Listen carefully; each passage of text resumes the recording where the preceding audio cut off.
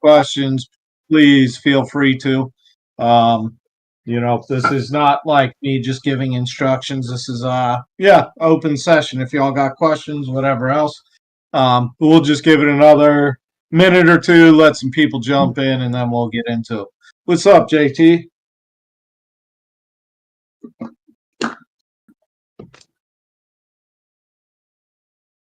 Thanks, bro. Yeah, been a minute. I know Andy's been sick too, so I'm sure you've been grinding hard, but good to be back. Good to catch up with you, man.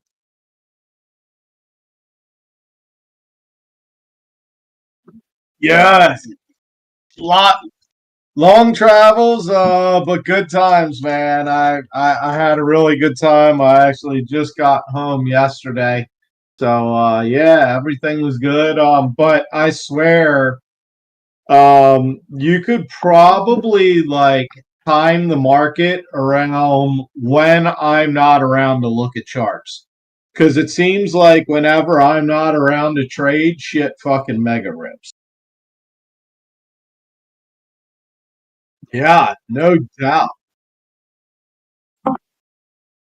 Yeah, there is a short going one. That's one of the things. So if you see the chart that I have put together, I put this together. It was probably around noon that Sol had four different active. I'm not sorry, not active, but had four different long calls posted. Um, and currently, those have all been invalidated. And right now, there is the 1 hour short going one. That I'm assuming that's what you're talking about. An entry point of 45.63 to 44.68, and Yo, take profit at 42.13, and we're on our way to it. What's happening, man? Glad to have you back. no doubt, no doubt. Welcome back to Mode. Glad to see you. Thanks, man. Yeah, it's been a while, but good to be back. But yeah, so if you took that short call that JT's in, congratulations, because it looks like we are heading down to that range. What did we say? 42.13 it was. So right down here, look at that. That's actually still right on support if it comes down here. It's kind of still right on support line, and retest these tops. So that looks pretty good. But these, say again. Um, you mean for the short? Um, man, that trend line has been really strong. Um, I mean, you can see how many times we've touched it and we've jumped off it, and now we're riding it again. If we don't make a new high, uh, I honestly think we could come back down to retest the longer term EMA somewhere around these tops or this price action zone. I really think we could come down to this 35, 36 range. Um, yeah.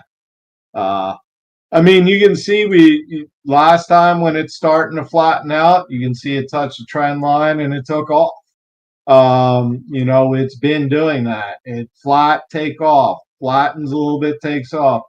We're flattening, but we do have a long candle. We had a try here, and if we don't break higher than this candle here, I do think it's taking a little bit of downtrend, maybe even, like I said, down to this trend line, down to the longer term EMA, and put us somewhere in that $35, $36 range. Um, so one thing I do want to go over is, we see where the charts are now, and there's all kinds of crazy lines and shit on it everywhere. Yes, and but you'll notice we left off a while ago with the invalidated short that actually did play out. And then you see this white arrow. I'm going to bring up another page real quick. Give me just a second and I will bring up another image.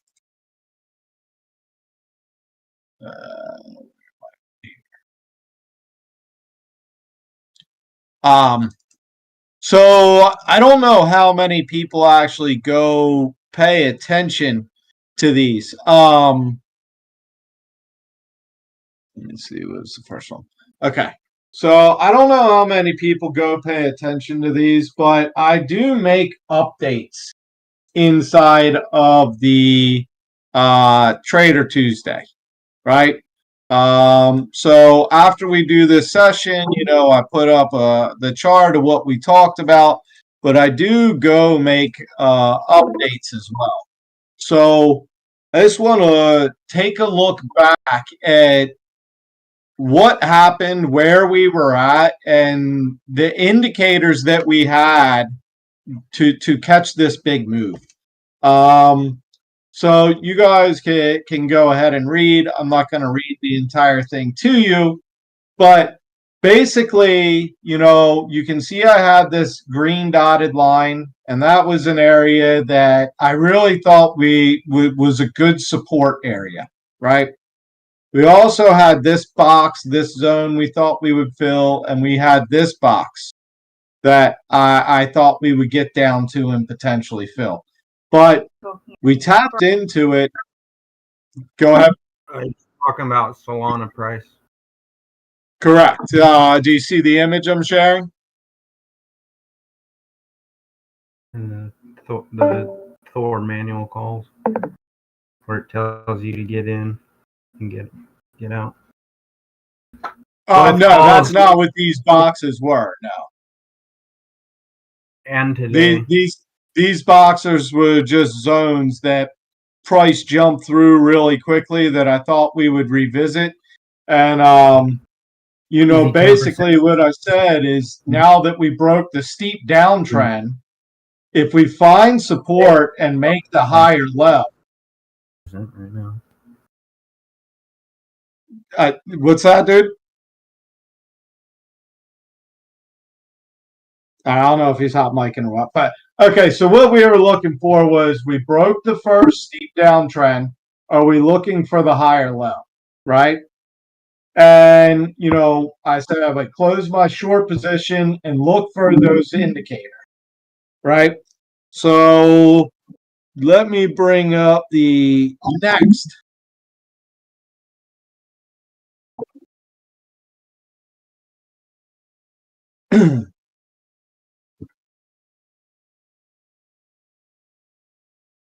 So then the next update.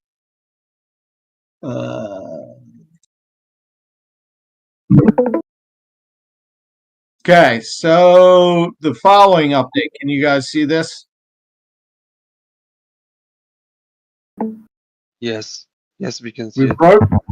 Yep. Okay, perfect. See, we broke that downtrend. Now we were looking to see if we got the higher low. So our first indicator was down here at about $21.60, right?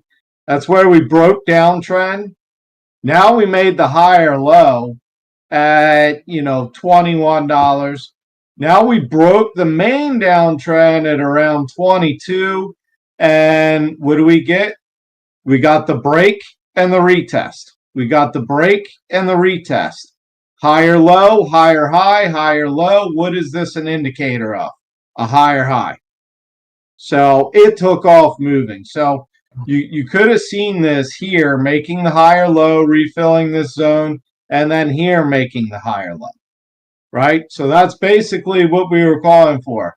The break and the retest, right?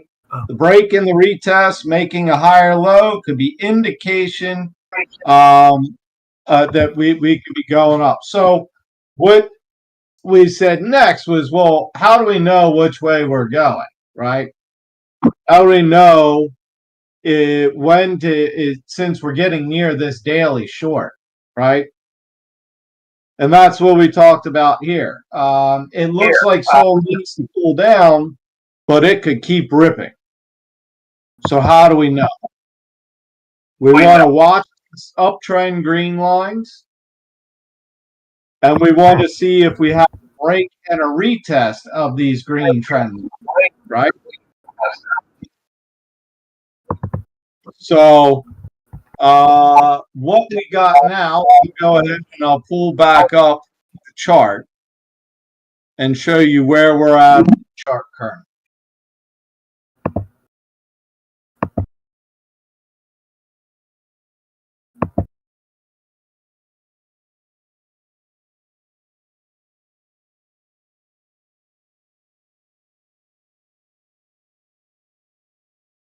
All right. So you see where we're at. We've been hitting the green line and our trend lines, and we've been using them as support. We haven't had that break and retest yet, where we might see something break this trend line here, maybe touch the EMA, and we fail to make the higher high, retest this and drop, break, retest. And that's kind of what the pattern that, if you remember, the 4-hour longs that Thor was calling for was similar to this, but it did invalidate once it started making that higher or pumping back up once it found support. So this is exactly where we left off when price was all the way down here. Was saying, watch for Solana. Yes, we're approaching this daily short, but watch for Sol to lose resistance or lose support on the RSI, which is still holding support above neutral. Look for price to break the uptrend. Look for price to start printing candles under the short-term EMA, the white line. And we haven't seen any of that yet, right? We're still it's still just been finding support. And at this moment, it's even starting to print another green candle, right? So what do we do now? Again, we're at the same spot, right? Well, now what?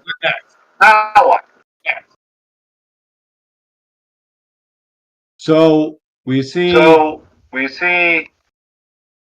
NFT. Okay, sweet. Thank you. Was getting some feedback there. What we're looking for is, are we going to hold support on this trend and keep moving up? Or are we going to lose support on this trend line and then maybe look to find support on the EMA? And maybe we will and continue to make that higher high. But if we don't, I would be looking for us to drop down and test support of the longer term trend line. And even then, it may come down, test trend, come back up, test the EMA, and maybe move down. But we don't know yet, right? There's nothing to say that this is what's going to happen yet, because we are still holding support. If this breaks, we could keep holding support and keep moving up and make higher highs. That's part of why right now Thor only has one short call from right here in these candles down to about 42.13, I think it was, which is nice. That's almost a 5% move. You know what I mean? That's pretty good call. But either of these could be valid. Now, what is our first indicator? Do we break this downtrend line, or do we break our uptrend line? Right now, we don't have any Thor calls to give us direction, so we're going off of our own TA. But does this make sense so far? Like I said, all the way back here, we had those indications, right? We came down, we filled this zone, we tapped on this zone, and as soon as we broke this downtrend, this line right here, that was our first indicator. Our first indicator we may change direction and go bullish was at $21.72. Our next indicator was when we made the higher low here. The higher low at $21.71. Break, retest, right? Made the higher low. Next indicator, we broke this downtrend line, right? Break, retest. So we broke it at $22.84. Could have re-entered somewhere around $23 to $23.88. See, and we also broke what we had established as a resistance here, right? That this dotted line. We broke through it, made the higher low, and looked for higher highs, and we've been just fucking moving since. But that was our first indicator, was $21.71 or so, and then $23.30 about. And, you know, even at that later point that we called in the update, which is somewhere around here, that's still currently an 82% gain. If you took that trade and you followed the Tuesday trader updates, good for you, because it was pretty much called right on point. You know, calling it, our first call right here was 4% from the actual bottom on that. And then this call here was 14% from the actual bottom. But 14% from the bottom isn't bad when there's 75% to the upside, right? So if you follow the updates, congratulations. Big moves, big money. And I'll be honest, I don't know what Thor has been calling the past few weeks, because I have been several different states, anywhere from below sea level to the tops of mountains, and pretty much not much service in between the way. So I have no idea what Thor has been calling. But we can use our own TA and then use, like JT entered right here, is the 1 hour short. That is moving down toward that 42.12 or 42.13, which is right here, which is retesting the uptrend. Thor is saying, yeah, that if we hit here, we're going to at least retest this uptrend one more time. Are we going to hold it? Are we going to lose it? Don't know yet. But that would be our first indicator. Anybody got any questions, comments, whatever? Welcome back, Frog's Thought.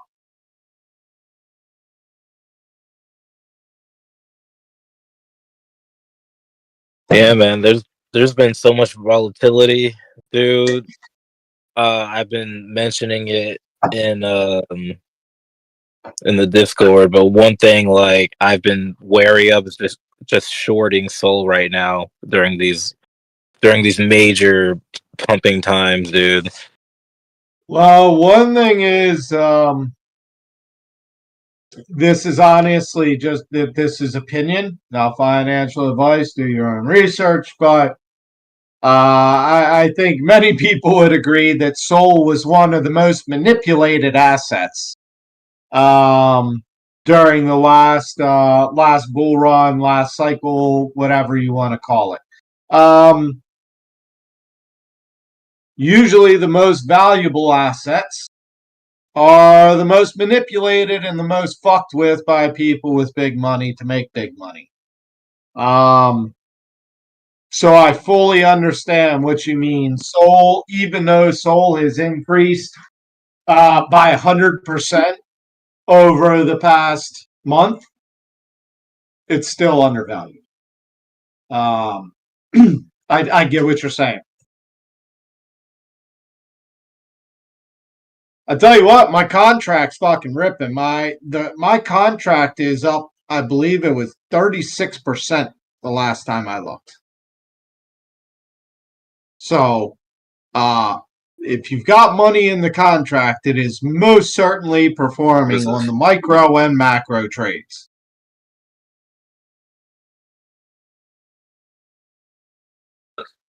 Yeah, that should jump, man.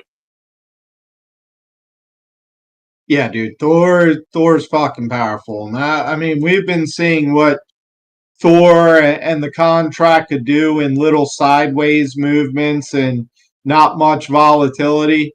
You add up volatility, and that's where it gets tough for manual trading, but that's where Thor really thrives. So shit could really get interesting with the numbers that it starts to put out. But man, this was hell of a call right here. I hope some of you grabbed into this, when I made the update of it. First breaking this downtrend here, the retest right here. That's when I put the white arrow and said, look, keep an eye out. If we break this, we could really rip. And we see what happened. Pretty fucking impressive. About time to see the markets wake up a little bit. Bitcoin. Yep, Bitcoin ripped right through that daily short. This daily short actually filled, right? So this one did fill. It enter, take profit. This one, yeah, no, it said see you the fuck later. So pretty sweet. You see a big jump there, though. The zones like this scare me. You see, we had no price action in between here. So, in my mind, this is a zone that market makers are going to want to revisit at some point. And that is exactly how I established these zones here. We ripped right through it, figured we want to retest it, and you look how closely these wicks and candles closed on it. Then we literally tapped into the next one and closed on top of it. Found support on it perfect. It literally became support, resistance, resistance, then became, support, resistance, support, see you the fuck later. We filled that zone just like this. We see this zone, big zone down here that we had established, right? Price blew through here. Look how we tapped on it about fucking perfect, right? So that's kind of what I think is going to happen here.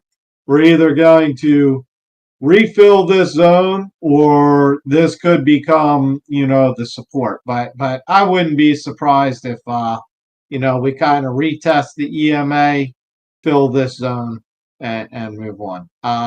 Let me go look at Bitcoin real quick and see what we have for Bitcoin. So we have a 1 hour short and we have a 4 hour short at 37 260 and 3760. So still looking for a potential little pump, making a new high. Wow, that's all the way up to here. Okay, this is one to potentially be aware of for sure, because this is one we could see. What did I say? 37 to 60.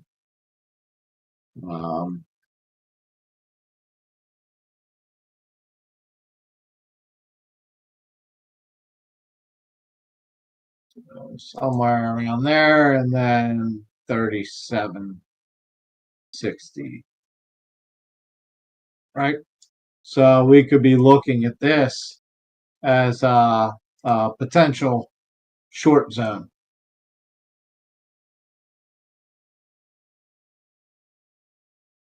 And we are moving up toward it. But look, see, even this trend line we established back here, You know, did we break it? Yes, we did break it. Could this be the resistance on it? You know, break and retest? It very well could. But we did find support on the EMA, right? So I would think, you know, that's still kind of support there. If we break this, then we're going to look for the retest and potentially downtrend, or at least retest the longer term EMA. But right now, you know, since it's still finding support on the EMA, we're going to say that's kind of a support point right there for right now. Does that make sense why I moved it? You know, we connected these 2 points. We have another point here. You know, we did have another point here, and we did lose it, but the fact we're still on top of the EMA, and we are making, you know, it didn't make a higher high yet. You know, Thor is saying if we do make that higher high, look to take the short. Let's see what the profit point on that one is for the 4 hour. 36.84. So that would be entry down to 36.80.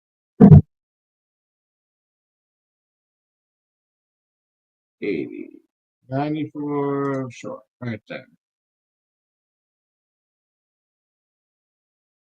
So that's our potential short right now for Bitcoin. So that's one to be aware of. That's a trade you could definitely take. Has not executed yet. You could place your orders for, or just be watching the charts for. It's not a major move. It's only 2.5%. But it could be the first indication of a larger move down.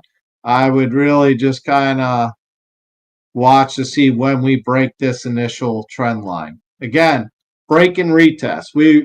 I'll go back to something we haven't looked at in quite a while. Let's get rid of that. I can get rid of these. These were kind of artificial candles.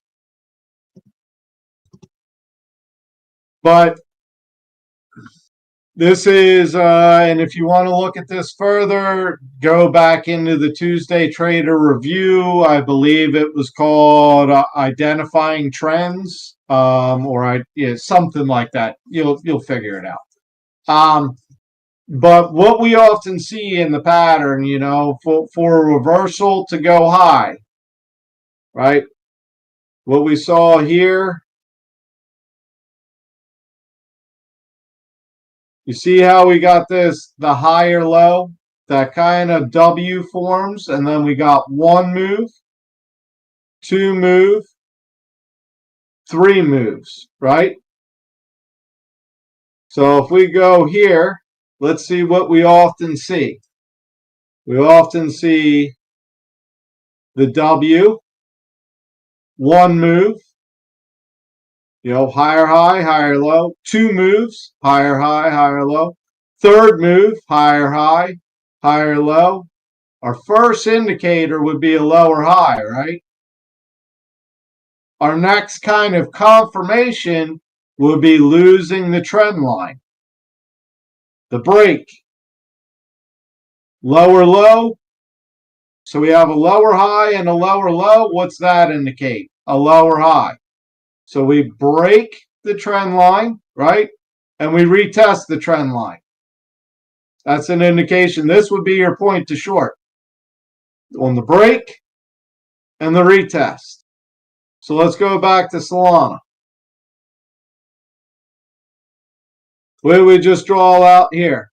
If this becomes, if that was, you know, the W, higher low, move 1, move 2, move 3. What do we say we see often after that? We often then get the M, which is a lower high, come down to a lower low, come up to a lower high, break, retest, and then we have move 2 and move 3, right? Just like we got the break. We got the break here, move 1, move 2, right? Is this making sense, or am I just kind of making shit seem more confusing? We don't have any Thor calls to talk about right now, so we're doing our own TA because I don't know. The fucking record shows our Trader Tuesday TA has been on fucking point. If you've been watching the reviews, we've been on fucking point with these calls. There's nothing else to really say about it. I checked my contract, my auto contract, and it's up 62%. That's crazy. Banger. Hell Yeah. yeah. That's a banger. Yeah. Thor thrives off volatility, man. Volatility is what it wants because it has no emotions. It has no second guesses. Volatility just hits data points faster and faster. And because Thor can be engaged in so many individual trades, it can be taking a 15-minute short while being in a daily long. You know, it can take all these different trades. That's amazing, dude. Mine last I looked, it was up about 36%. Now, the only reason my contract wasn't open earlier to catch the entire move of it was because I had a contract open, and when it just happened to close, I just immediately reopened it when I saw it was closed, and it was already partially through that move. But yeah, 37% right now is what my contract's at. Can I add something? Absolutely. What's up? Is that Annie? Hey, How are Mo, you? it was good. Welcome back. Thank you. I just checked mine. I'm at 52% on my Auto Thor. Let's fucking go. But I just wanted Right? to add, like, for anybody who's using Auto Thor and is new to it, like right now we're in the middle of a pump.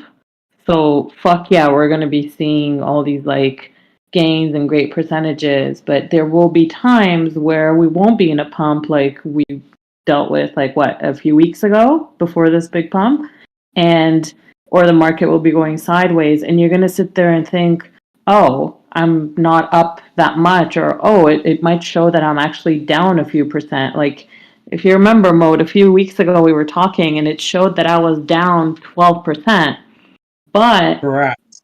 I actually was making more soul Exactly. during that time. So this is something like I want, like if you're new to this, like be wary of that to like you, because I've heard people seeing like, oh, I'm down, or oh, I'm not doing so well, and they just like would cancel the contract after it was done. But you're still gaining soul during that time, and as soon as there's a pump, you're going to see a huge difference. You're going to see instead Yeah, of like I do remember talking about that, and basically, your USD value was down because Thor was stocking up on Sol, and it's like, exactly. well, it's buying Sol on the way down, so it has it to sell on the way up, and yeah, well, and I need to speak with the team. I don't know. I know these updates were being input. I don't know where exactly we're at on them, so I'm not going to say it's active right now or anything. But we are implementing the contract too short. So not only will it be buying Sol to go long and, you know, do what the contract has always done, but it will start to short as well. So instead of just selling at these tops and then buying the lows, so buying on the way down to sell on the way up, it will also be shorting on the way down, which just amplifies the power of it by over double, in my opinion. Because if you can make money on the way up and the way down simultaneously. And go ahead and stake the SOL you got, or go ahead and stake the USDC it's got. I mean, Thor will literally be able to do whatever the smartest thing to do with your money is. So once it starts shorting, it's going to, a lot of those times where it would show negative percentage will now still be showing positives, which is pretty fun. Yeah, I think it's. I'm not 100% sure, but I think it's implemented. I think they had talked about it. But Yes. Okay. So again, I haven't been around for several weeks.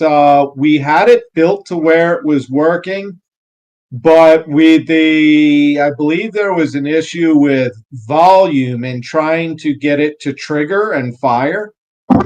If that makes sense, it needs to have a place to make that trade.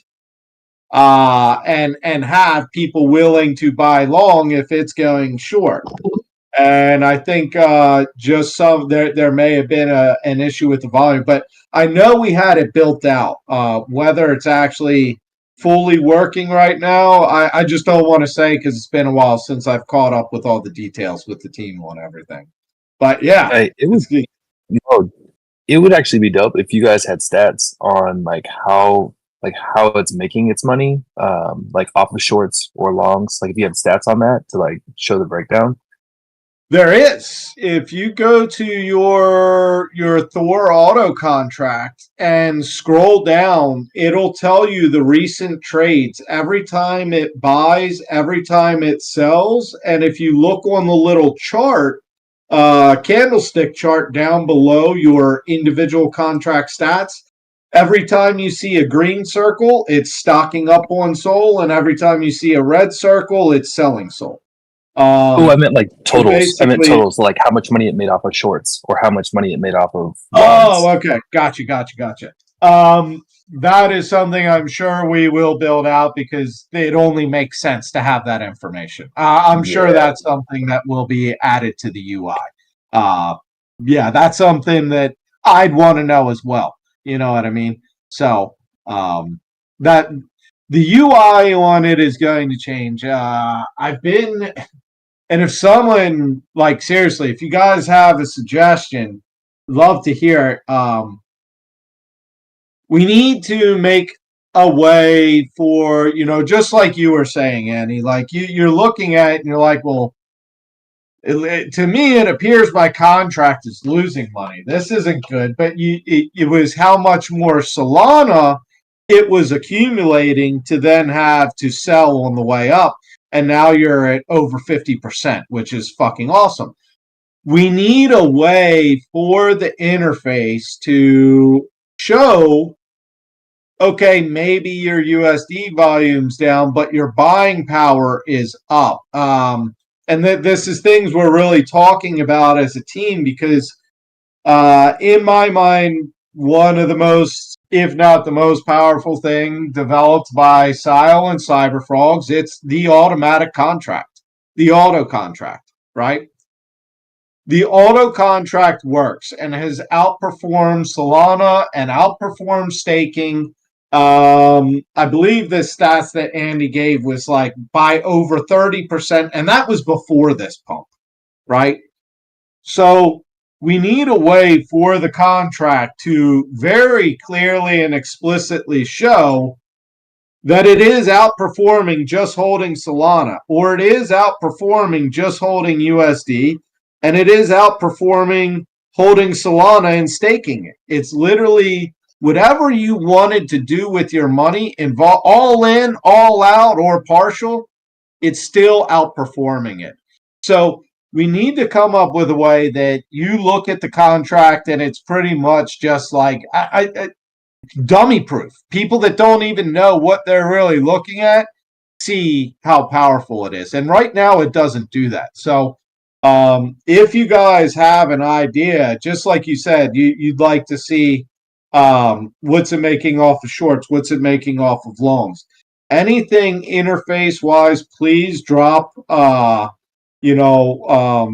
up a ticket and send it into the team because what you guys see and what you guys get from looking at it is what's most important, because that's what other people are going to see and what they're going to get at looking at it. So how do we improve it to make it show really just how strong it is? Because currently it doesn't. You really have to break down, okay, well, I started with this much SOL, this much USD, now it's accumulating to sell, or now it just took profits.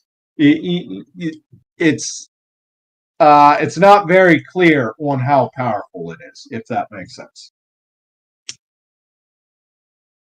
That was a hell of a rant. Hey, Mo, can we DCA? Like, how do you DCA into this auto contract? Is there a way right now, or are we having to Absolutely. wait? Yeah, absolutely. You can add to the contract anytime you want. It's just going to cost you that 5 USD in Kira each time you do, as the deposit fee, but you can DCA into the contract at any time. Sorry, my voice is broken. I'm sick a little bit. I was on breakpoint. But I tried to DCA into the auto contract. And but it didn't reset the timer for the whole money. Only for the new money I put in, I got the timer from 90 days. The money that was already in it, the timer was not reset. So and to reset that, I had to basically pay Kira again. So Yeah, so to reset that contract, so if you're DCAing, you're adding to the existing contract. To basically restart it, you're kind of closing it and then reopening it to reopen that 90 days. So Yeah, you so- can add to your current contract and it's going to keep the current time frame. If you want to basically start your contract over at 90 days, you're basically closing and reopening it. Does that make sense? yeah. But Yeah, that's why, like I said, some people right now they're 60%, some people are at 50%. It's like, well, why is mine only at 37? It's the same contract. Well, my 90 days ended partway into that SOL pump. And as soon as I saw, my contract ended, I just reopened it, so my 90 days restarted from there. So in my mind, it doesn't really matter when the contract ends because you can immediately reopen it. Hey, Moto, are you literally just putting in the money like into the open position field and depositing your Kira? Well, no. If you look at the contract, the auto Thor, it'll say amount of USDC. And if you say put in 1,000, let me go ahead and just do it. I'll put in 1,000. So that's saying I want to open a $1,000 position. It will tell me I need to deposit $277 USDC and 17 SOL. So And that doesn't I'll restart just your go contract? ahead. Say again. That doesn't restart your contract. That'll just add it to your current contract. If I have a contract open, yes, it'll add it to my current contract. Okay. Yep. Thank you. So you can DCA into your contract anytime you want. And like I said, to me, it doesn't really matter that it doesn't start the timer over because as soon as the 90 days is up, I just restart it anyway. So it doesn't really matter to me when the timer ends or restarts. I just fucking take whatever it gives me and then throw it right back in.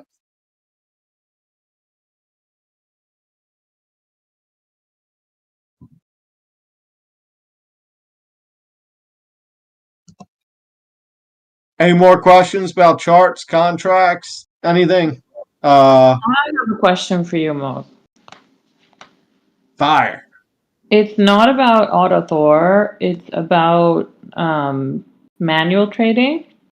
I'm pretty sure I've gotten a handle of understanding Thor calls and reading them correctly, just based on like the past few Trader Tuesdays that I've attended.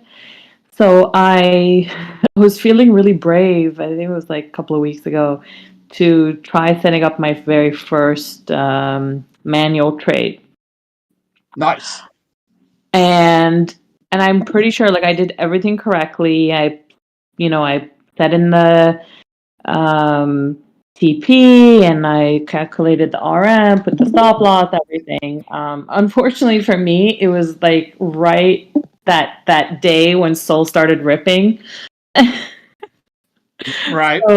And it was a short call, so it hit the stop loss, which was fine. It wasn't a big deal, but this is something I didn't know, and I found out in the DGen shitcoin group, the chat that we have. I found out that like I didn't realize that before setting up a manual trade, you have to convert your SOL into USDC.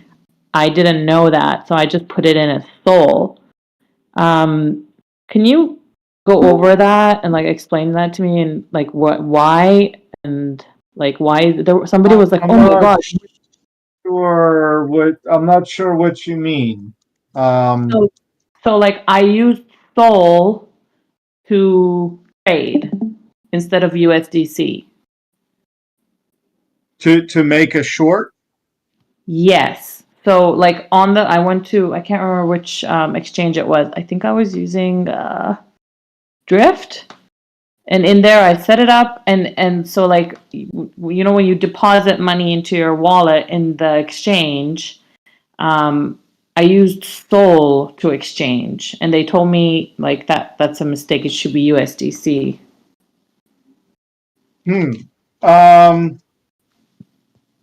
I mean, really, to short SOL with SOL, you're basically selling that SOL. Mm-hmm.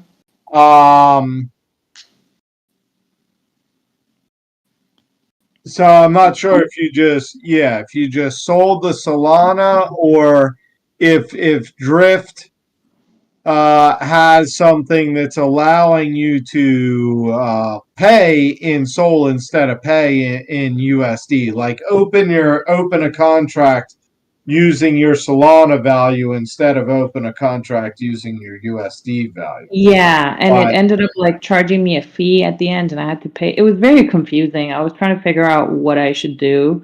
Can you maybe like explain or go through setting up a trade on whatever exchange, doesn't matter, from like A to Z? Like if you've never set up a trade before, what do?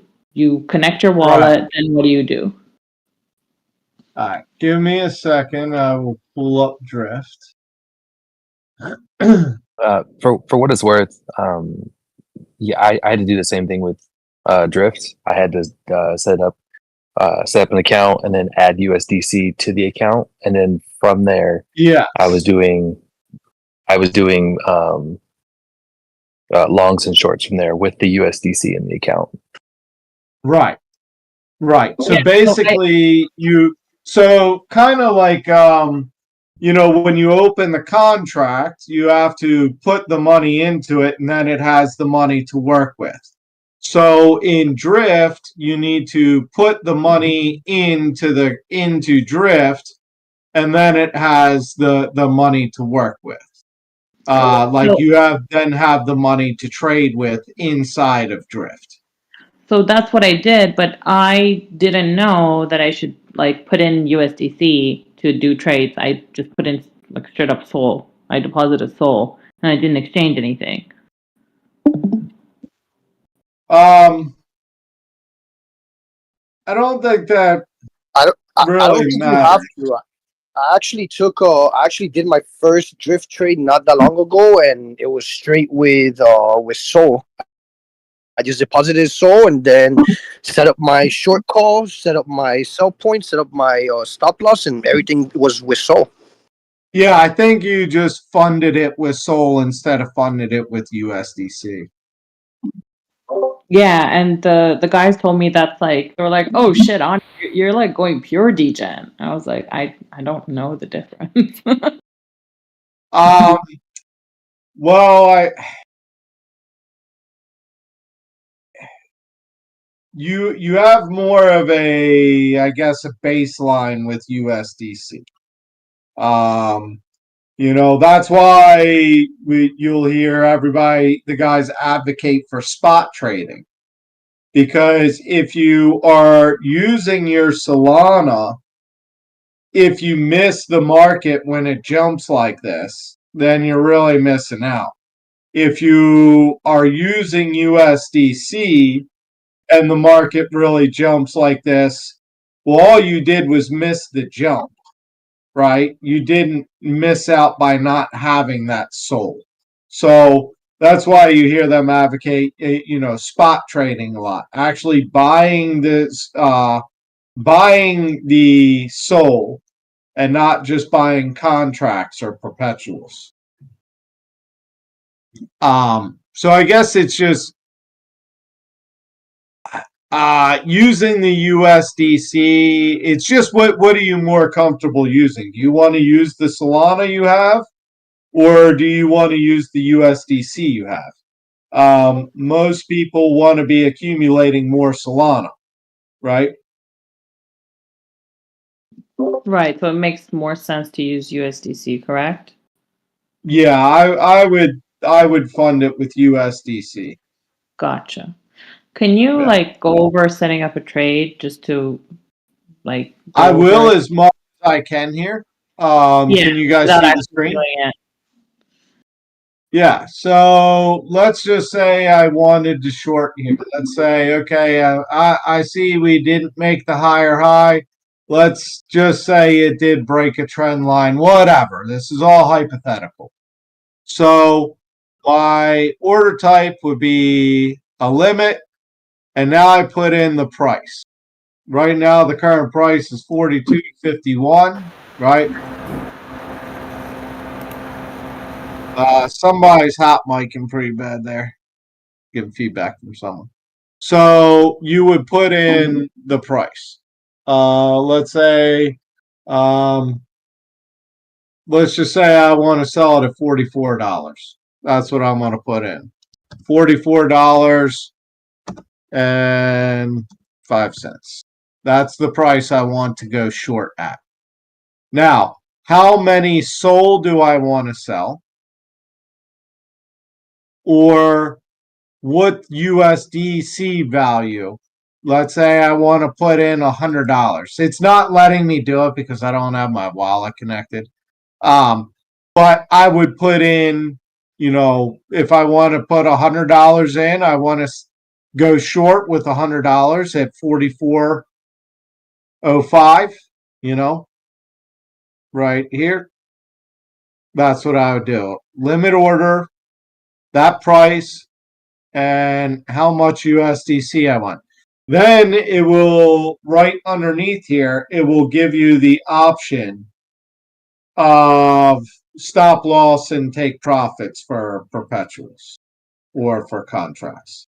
Now, when you're spot trading, you basically would, like, let's say you were going long, right? Well, to sell, you go short. To buy, let's say you're opening a long position. You want to buy Solana at that $35 to $36 right here where we think it may retest. So you want to buy Solana at $36.05, right? You then put in, I want to buy $100 worth of Solana at $36.05. Once you own that Solana, right, you buy it. Let's say you want to sell it once it pumps back up here to 42. Well, now that you own those Solana, you will go back in and say sell. I want to sell the Solana that I bought here at $35 at $42, and you put in the amount of SOL that you want to sell. So that's basically closing your long position. Does that make sense?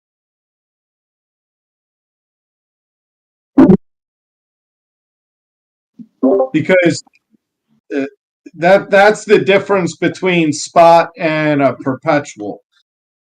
Spot, you're buying the actual Solana. So let's just say you're buying, you want to buy 10 SOL at $36. You want to buy 10 SOL. Let's say price drops down, it fills your order here. Great, now you have 10 SOL. So how do you close that long position? If you want to think of it as a long position. It's not, it's spot. You now own 10 Solana. You bought it $36. So how do you take profit on that? You would go to sell, and I want to sell at $44, and in here I would put those 10 Solana. So now I have an order to execute for, I put in a buy order for $36. Boom, it drops down to 36, I buy. Now I'm going to put in a sell order at $44, and I'm going to enter those 10 SOL. Does that make sense on how to go long? Yep. Okay. So now to go short, if you already own Solana, if you already have a bag of Solana, right? I want to sell 10 Solana at $44. Let's just say I already have 50 Solana, right? I want to sell 10 of them. I put 10 in here at 44. Okay, it pumps up to 44. I now have that USDC value. I now have $440, right? So how do I then take profit on considerably a short? I would set a buyback. I want to now buy those 10 Solana back. I want to buy those 10 Solana back at $36. And when I do, I make that USDC profit, right? Or I say I want to use $440 because that's what I made by selling it, $444 to buy as much Solana as I can. And I've now taken my profits into more Solana. So does that make sense in how you could take your profits into USDC, or you could take profits into Solana? If I buy just my 10 Solana back, I sold 10 Solana at $44, and I'm buying 10 Solana back at $36. Well, now I have extra USDC. Or do I at $36 buy $440 worth of Solana, and now I've taken my profits into Solana?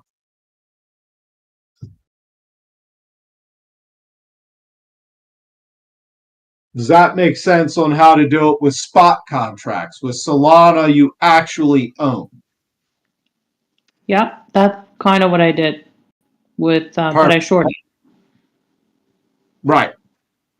Yeah. So when you short, you buy it back with, you either buy it back with the amount you sold and the USDC you made, or you buy the same Solana back and you take your profits in USDC. Now with perpetuals, it's different. A perpetual is a contract. Basically, you have an imaginary piece of paper that says you own 10 Solana. You don't actually own 10 Solana. You have a piece of paper that says you put in the USDC amount for what 10 Solana was worth at that time, right? So to close a short, you would open it at the price you want, $44. And then once you buy it, if you were to enter the USDC, down here will be a spot for take profit and stop loss. So that's where you put a stop loss in and your take profit, and it does the whole thing automatically. But you got to remember, this isn't real Solana. You can't say it goes the opposite of what you want. Well, it doesn't matter. You don't really own it. You own nothing more than a contract that said 10 Solana at the value of 10 Solana at $44 and the value of when you close it. That's why you can add leverage, because it's simply just a contract. You can't add leverage onto the actual Solana. You know, if you go in spot and you buy 10 Solana, you could move that 10 Solana from here into Phantom. You could go buy an NFT with it, whatever you want. If you buy 10 Solana in a perpetual, in a contract, you can do nothing with it but close the contract for the USDC value. But that is where you can automatically put in your take profit and stop loss, which will be right here in this area, to close that contract position. That's what I did. I put in the take profit and stop loss. Gotcha. Perfect. So I have a question for you. What really confused me was at the end, once the trade had hit the stop loss, like I didn't know what to do after, and I tried to take out my money, and I kept getting errors. And first thing that said, it said that I have to settle my P&L before being able to like take out the money. Is that correct? So when it closes your contract, so if it hits your stop loss, it basically closes your contract. But then it was telling me there was an unsettled P&L and that I had to settle it. And Right, because it hit a stop loss, it means you took a loss. So basically you just have to settle that loss before you can, withdraw money. Think of it like a casino. If you put money into an online casino, if you lose spinning the wheel, you got to pay that before you can take your money out. You know what I mean? But if it was to be profit, then it's entered into your account. They settle with you. Yeah, it makes sense.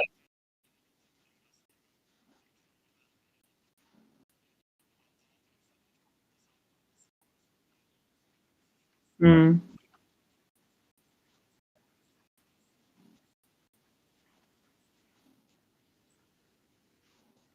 And then the next step after, like I wanted to take it out, it said that I had to close the borrow, which is where I found out that everybody told me like you should use the USDC and not Sol.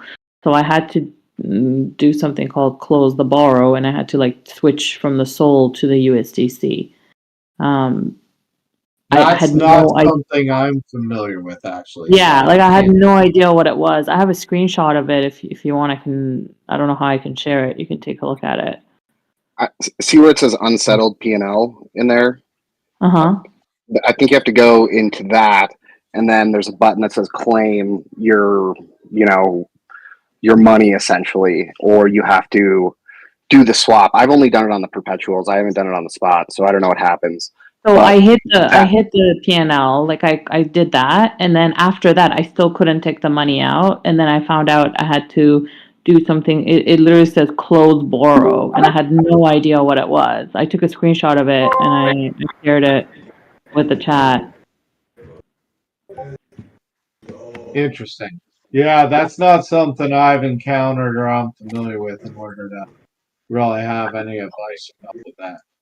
I don't know where I can show you the screenshot so you can take a look at it. I think the chat here doesn't allow me to drop a photo.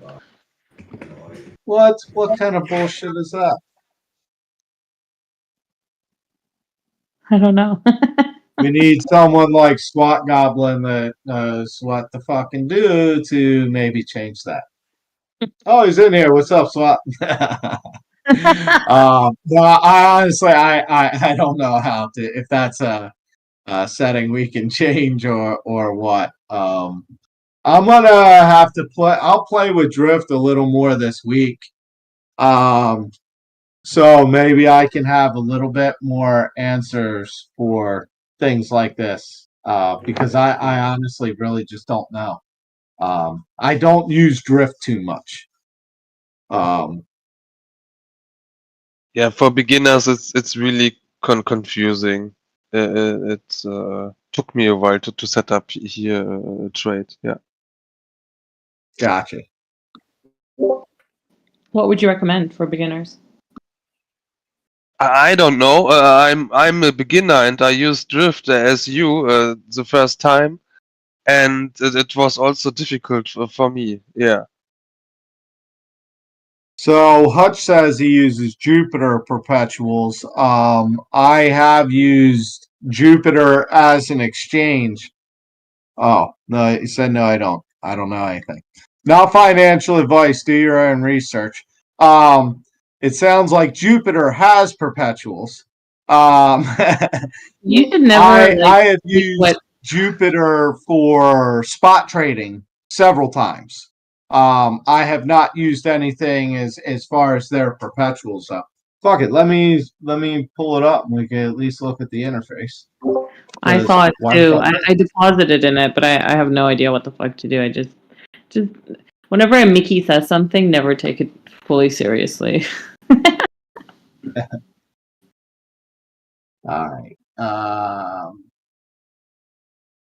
I like using a MEXC exchange personally. I like looked at Drift once and like somebody said it's not very beginner friendly, and like I've been trading for a bit. I used to use Binance or Bybit, but I can't use those in Canada anymore, so I just use a MEXC exchange, and I think it's a little bit kind of more intuitive and easier to use, like set orders and everything. I have used MEXC. They do have spot and perpetual, and I do think it is fairly clean. I think it's pretty easy to use. I like how you can draw on the charts, just like you can draw on the charts.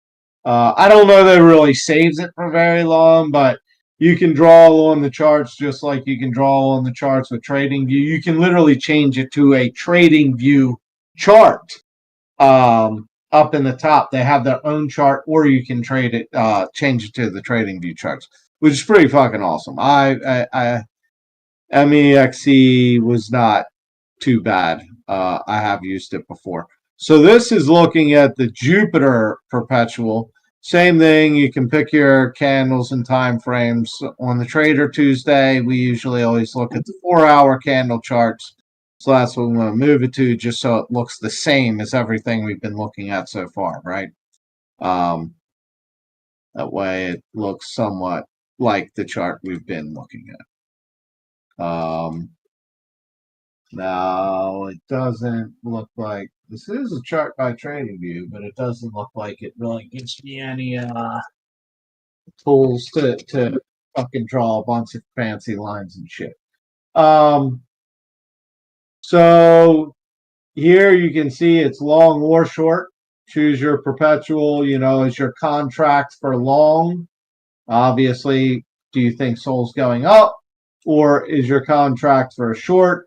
basically saying your SOL is going down. I guess you can choose with what you have in your wallet. Are you paying in SOL, or do you want to use USDC or USDT? Leverage. If you're not familiar with what we mean by long, short, leverage, spot, perpetuals, there is, again, look in the Trader Tuesday review. There's a whole write-up on what all these mean. So if you kind of like, well, Mo talked about and I got it, but I kind of forget what the difference is. The difference is all written down, all broken down into slides. It's in the Tuesday Trader reviews. So then you can go ahead and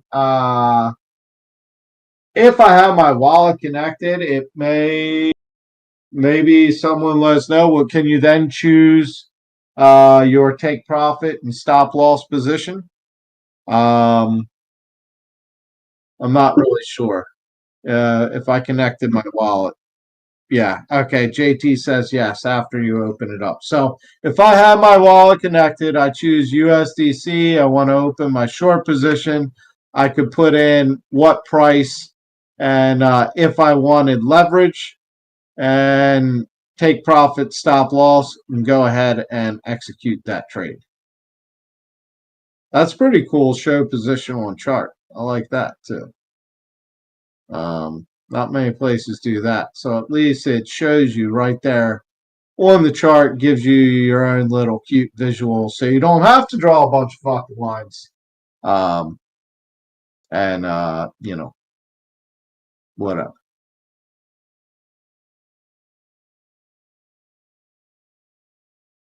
But I have not used this. Not financial advice. Do your own research. I have used Jupiter for spot trading. And it was clean and it was cheap, completely reasonable in the fees. But again, do your own research. Oh, see that? SWAT taking care of shit already. You're the man.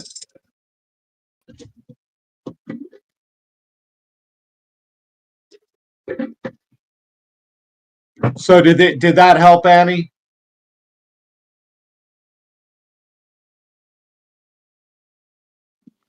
Yeah. I'm trying to upload this for you so I can show you. Okay. Anybody else have questions or input?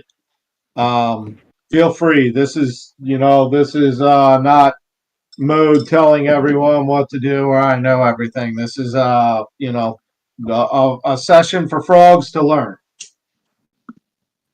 Yeah. Hey guys, I'll just add the difference between like Jupiter and Drift and versus like MEXC and Binance. Those MEXC and Binance are centralized exchanges, so referred to as CEXs, right? CEX. And then the Jupe and Drift, those are on chain. So you actually have to use your wallet to do the transactions and like approve, the trades themselves and the orders. So yeah, just something to add in.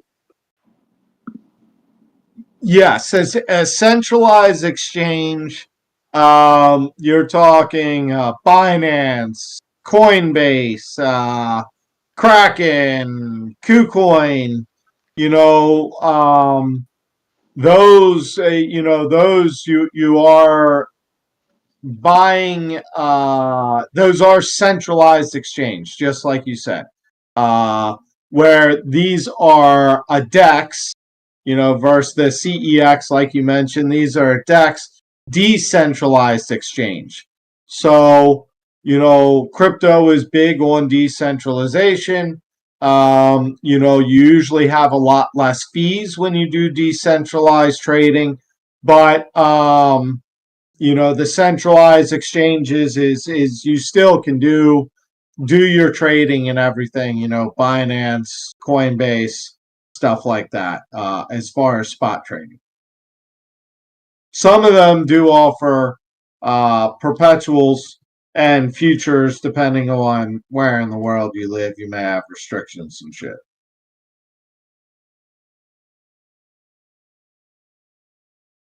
Okay, so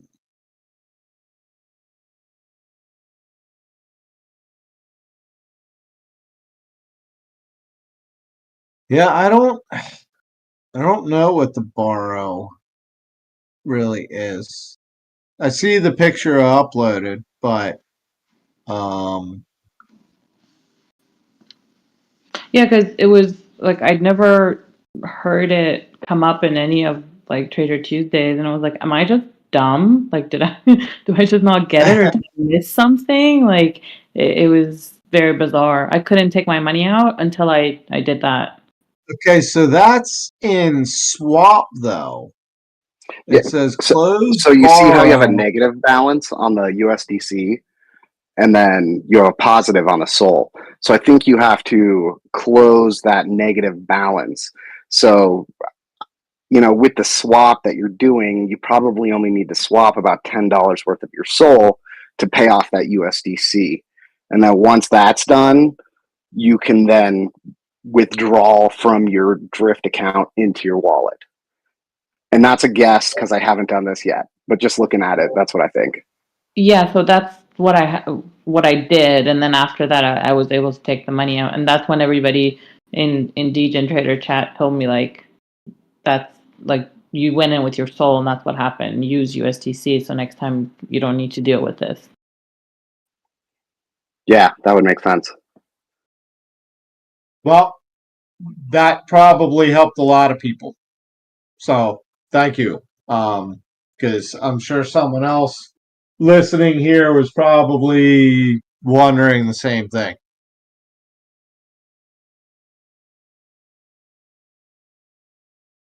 Jupiter does look pretty clean though. Yeah, so the Tuesday Trader review tab is where the breakdowns are. Let me look real quick, see what it's even called. They're down toward the bottom. Degen terminology. So that goes over what is the difference between spot and contracts and perpetuals and futures. What's the difference between long and short? What's it even mean? All that type of stuff.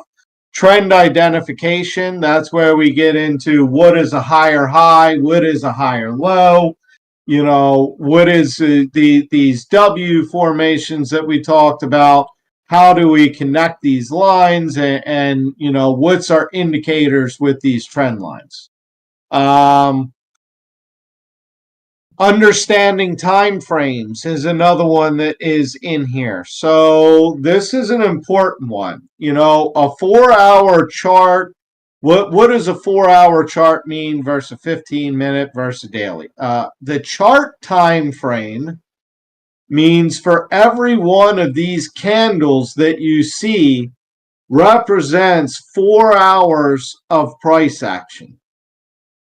So after 4 hours, this candle will close and a new one will start.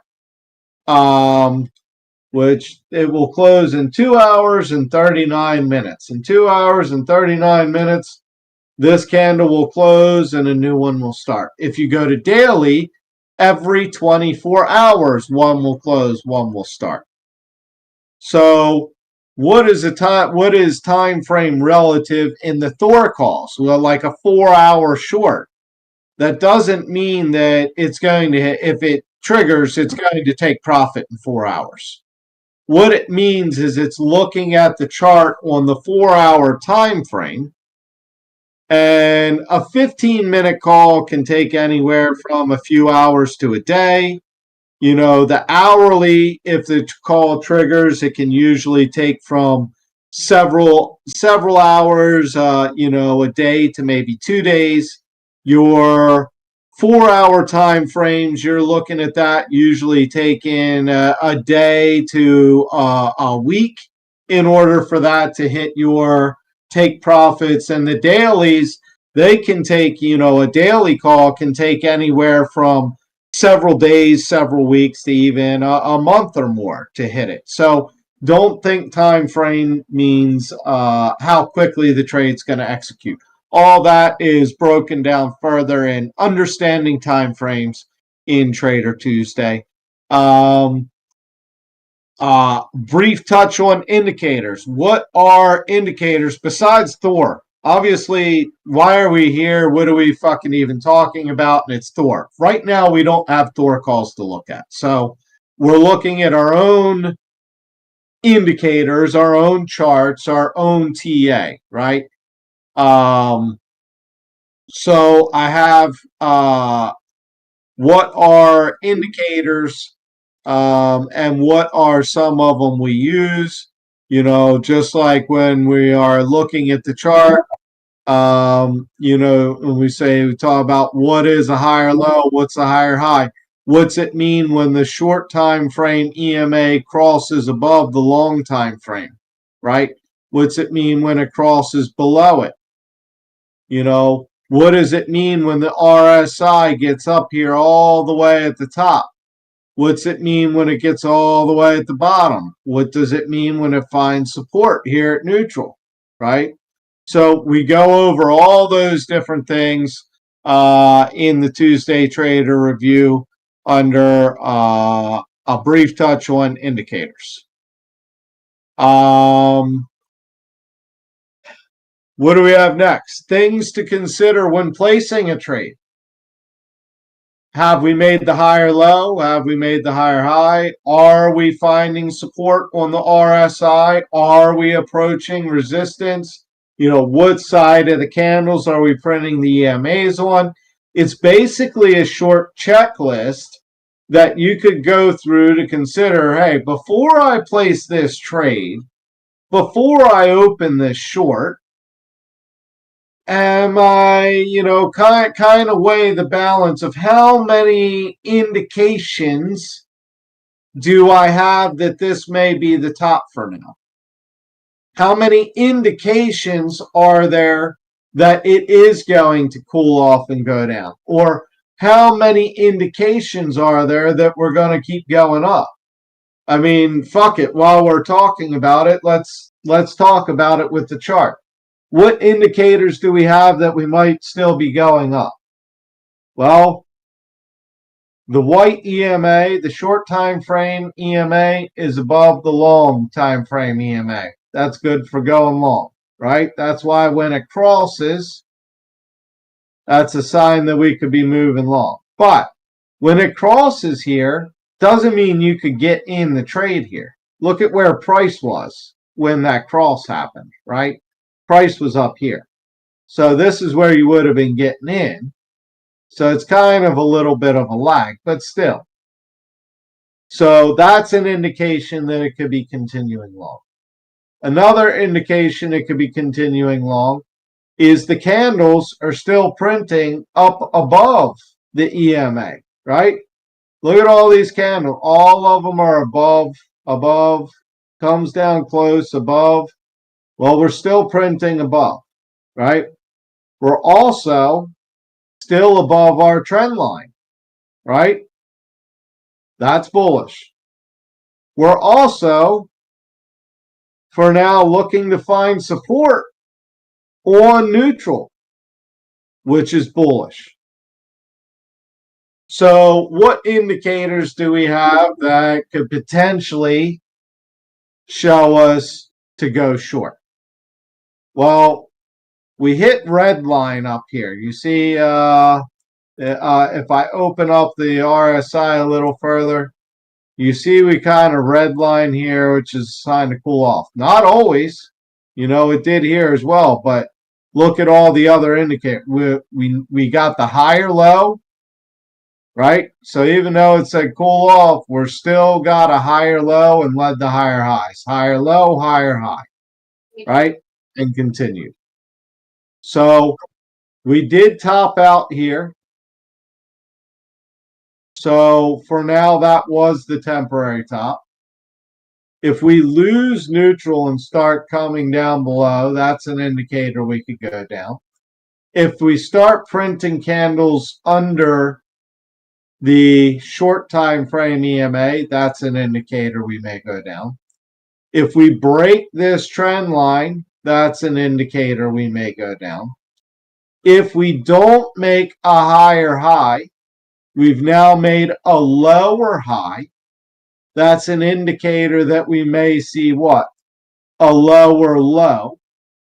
And if we see a lower low, that's an indicator of a lower high. Lower low. Right? Probably something more like that. But you get what I'm saying? But for right now, there's still a lot of momentum. The EMAs are on the right side of each other. We're still on the right side of our trend line. We're still printing candles on the positive side of the EMA. We're still holding above neutral and on the positive side of the RSI. There's relative strength index indicator. So what this is to me is a FOMO indicator. When you see it bottoming out, everybody's paper handing, right? You buy when everyone's paper handing. When you see everybody's FOMOing in, that's usually when you want to take your profits, right? And we talked about that here. Why we saw the lower high, the lower low, lower high.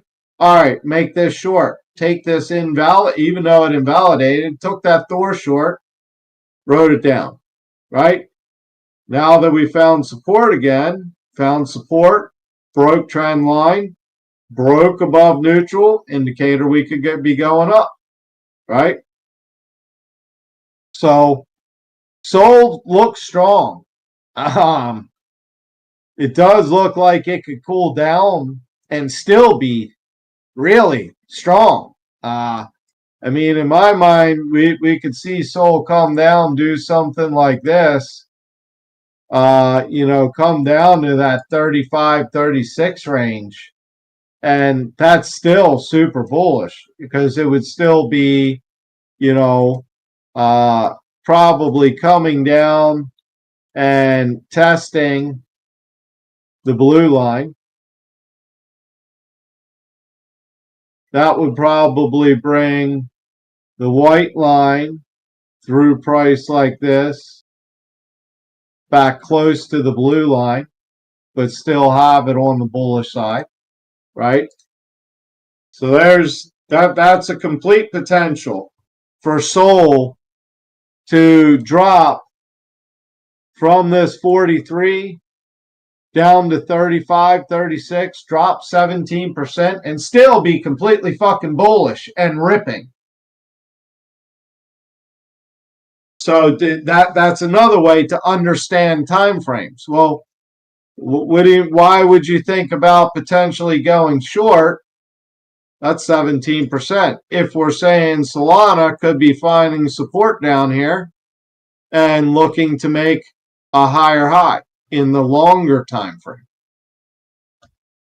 AutoThor is going to take advantage of the short while going long also. You can too, but AutoThor does it all for you. That's why, we've had someone mention their contracts at, I believe, over 60%, and you said yours is over 50. Mine is 37. It's been printing. So again, that's what was that one called? Trade things to consider when placing a trade. That whole kind of checklist. Where are we at on the RSI? Where are we at on our trend line? Where are we at with the EMAs? All those things are things to consider when making a long or a short. So that kind of provides you a little checklist. Next thing we have in here with the Trader Tuesday review, something important in here is a trading journal. I'll just touch on it quickly. You can go look everything up in here. You can look it up yourself. That's why it's all here. A trading journal or trading law is not the same thing as like a trading log.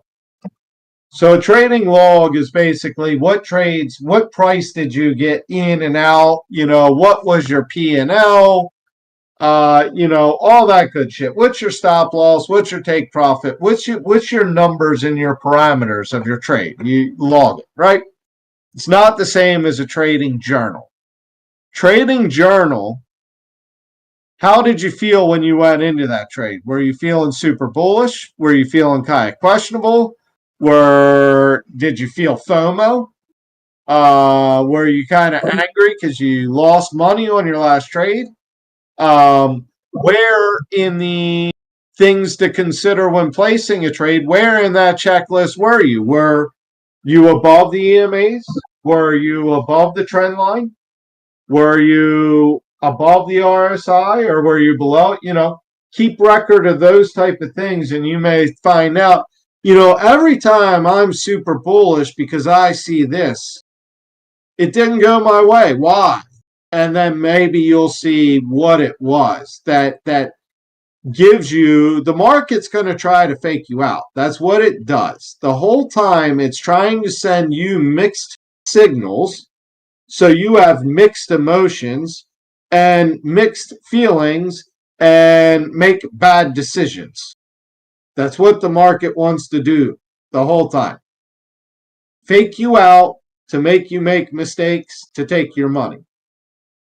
So keeping a record, a journal of why did you make that trade? Not what was the numbers, but why did you make that trade? What did you see to say, I'm going long on SOL right now?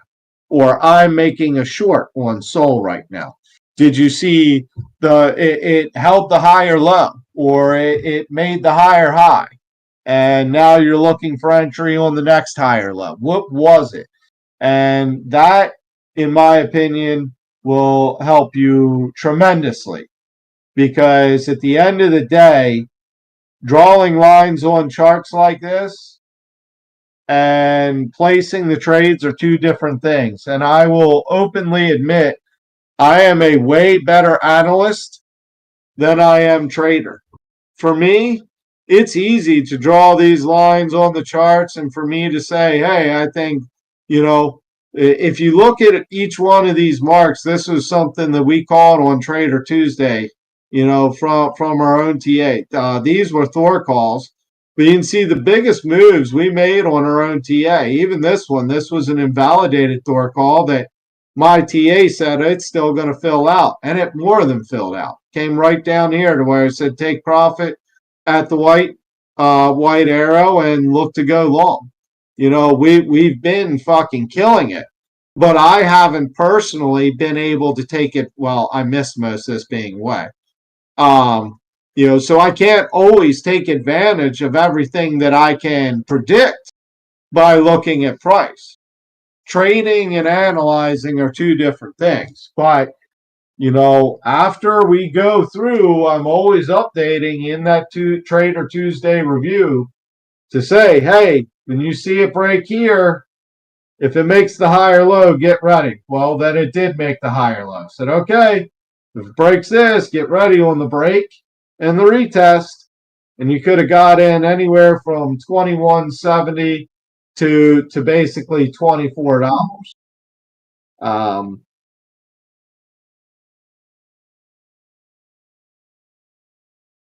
Yeah, so that's kind of a recap of everything you can find in the Tuesday Trader Review. Is there a reason that you like the 4-hour candles? Yes. The 4-hour candles, one, I do like the time. So again, relating to time frames and relating to Thor, generally your 15-minute calls are going to be, they're going to happen faster. They're going to hit their take profits faster, but they're going to be for smaller percentages. The 1 hours are going to take a little bit longer, but usually have a little bit higher percentage profit. Your 4-hour and your daily candles, that's what we really focus on here in the Trader Tuesdays, because it's not something that you're rushed and pressured and is going to happen right away. It's something that we can look at, on this weekly basis and make our call. And the profit points that Thor gives in the 4-hour and the daily calls are usually pretty juicy. So that's why we usually focus on the 4-hour.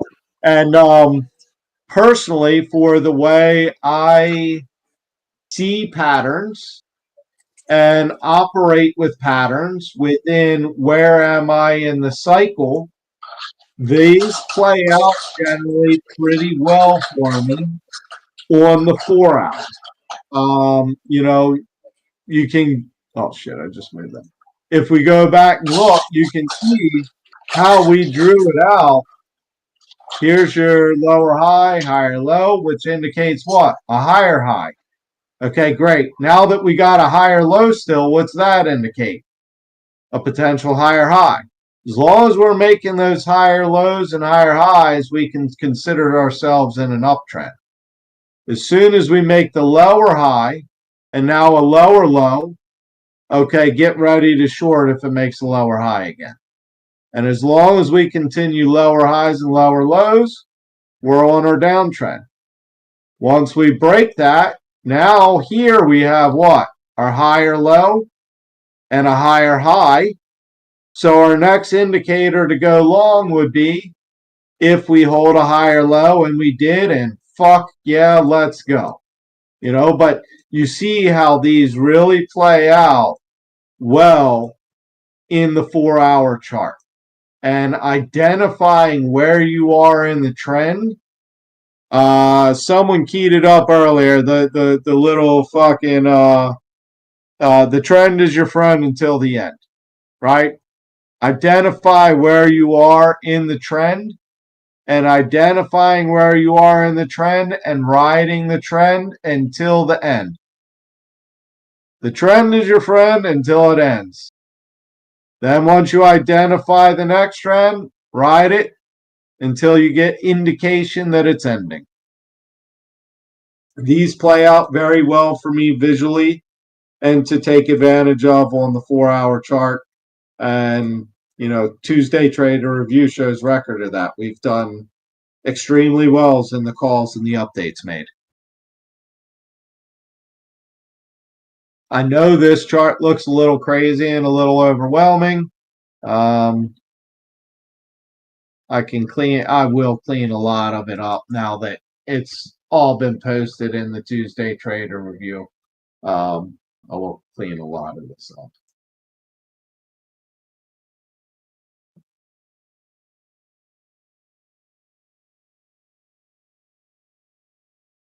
So this is what I'm looking at right now. Sol is really being squeezed in between here in this wedge. And if it holds support, especially if it holds support above the EMA, even if it comes down a little below here, as long as it's holding support above the white line, holding support above the RSI, it could certainly, find support or find support here even, and then continue up. Or just as easily, if we find it finds resistance right here, as it already did, or if it tries again and finds resistance, if it breaks the trend and then makes a lower high, we could be looking at coming down and potentially filling that 35 to 36 zone and retesting the longer term EMA, which would still be fucking bullish. If we came down here to $35, $36 right here, that is still doesn't mean that, we're coming back to refill these zones yet. Watch this trend line, watch the longer term EMA. But right now, in my mind, it's kind of noise until we either break above this and go for a new high, or we break below this and see if we continue and make lower lows. Lower lows, lower highs. Andy, what's up, bro? I hope you're feeling better. I know you don't really have a beer and a smoke right now. I've heard you've been feeling like shit, man. Hope you're doing well. I didn't die. I'm really super stoked on that, bro. So am I. Yep. Yeah, man. Fucking all in all, really positive outcome, man. But we're so stoked to have you back, Mode. I'm heading back home. I'll be in front of my computer here in like 15 minutes, so I'll join you more thoroughly. I don't know how long you're going tonight, but yeah, probably about 14 minutes then. No, I'm just kidding. We we might still be on, bro. And yeah, it's good to be back, dude. I miss everybody in here. And like I said, man, it's just crazy how when I'm away from the charts, they decide to fucking rip. This is not the first time this has happened. I texted you. I was like, Mode, you missed some good trading, man. They're like, yeah, I fucking know. Yeah. For sure. But it was all called here in the Tuesday Trader Review and before it happened. So if you were here with us on the Tuesday trading, and then you were looked in the review, you could have taken advantage of all this, even though I wasn't at a computer or really in service to take advantage of this mega move myself. So congrats to anyone that did though, because that was a hell of a bump. But since I couldn't be here, I made sure my contract was open, and it did great for me. Annie, see you. She may have already left.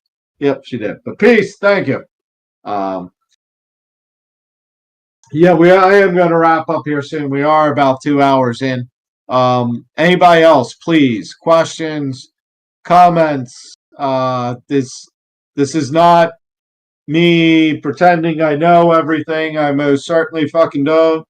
I'm just a bozo drawing lines on a chart and telling you what I think and what I see, and trying to prepare for whatever happens. Because ultimately, I've said this many times, profitable trading is managing risk and finding yourself on the right side of probability.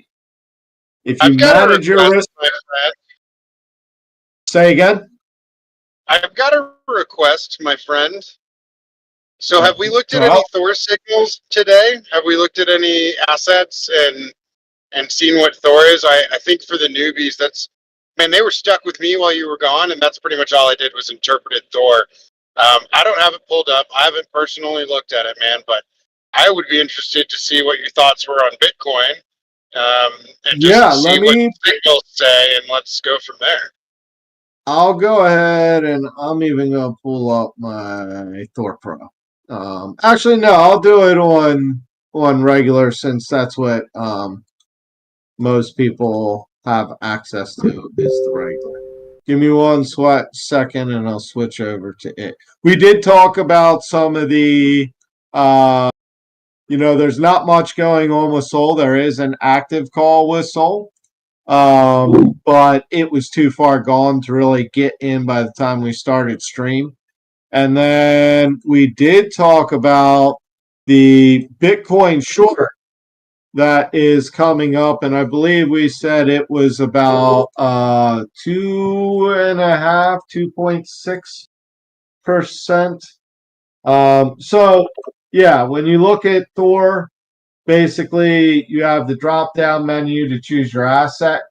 We'll go ahead and go to Bitcoin USDC pairing, and here you have your time frame.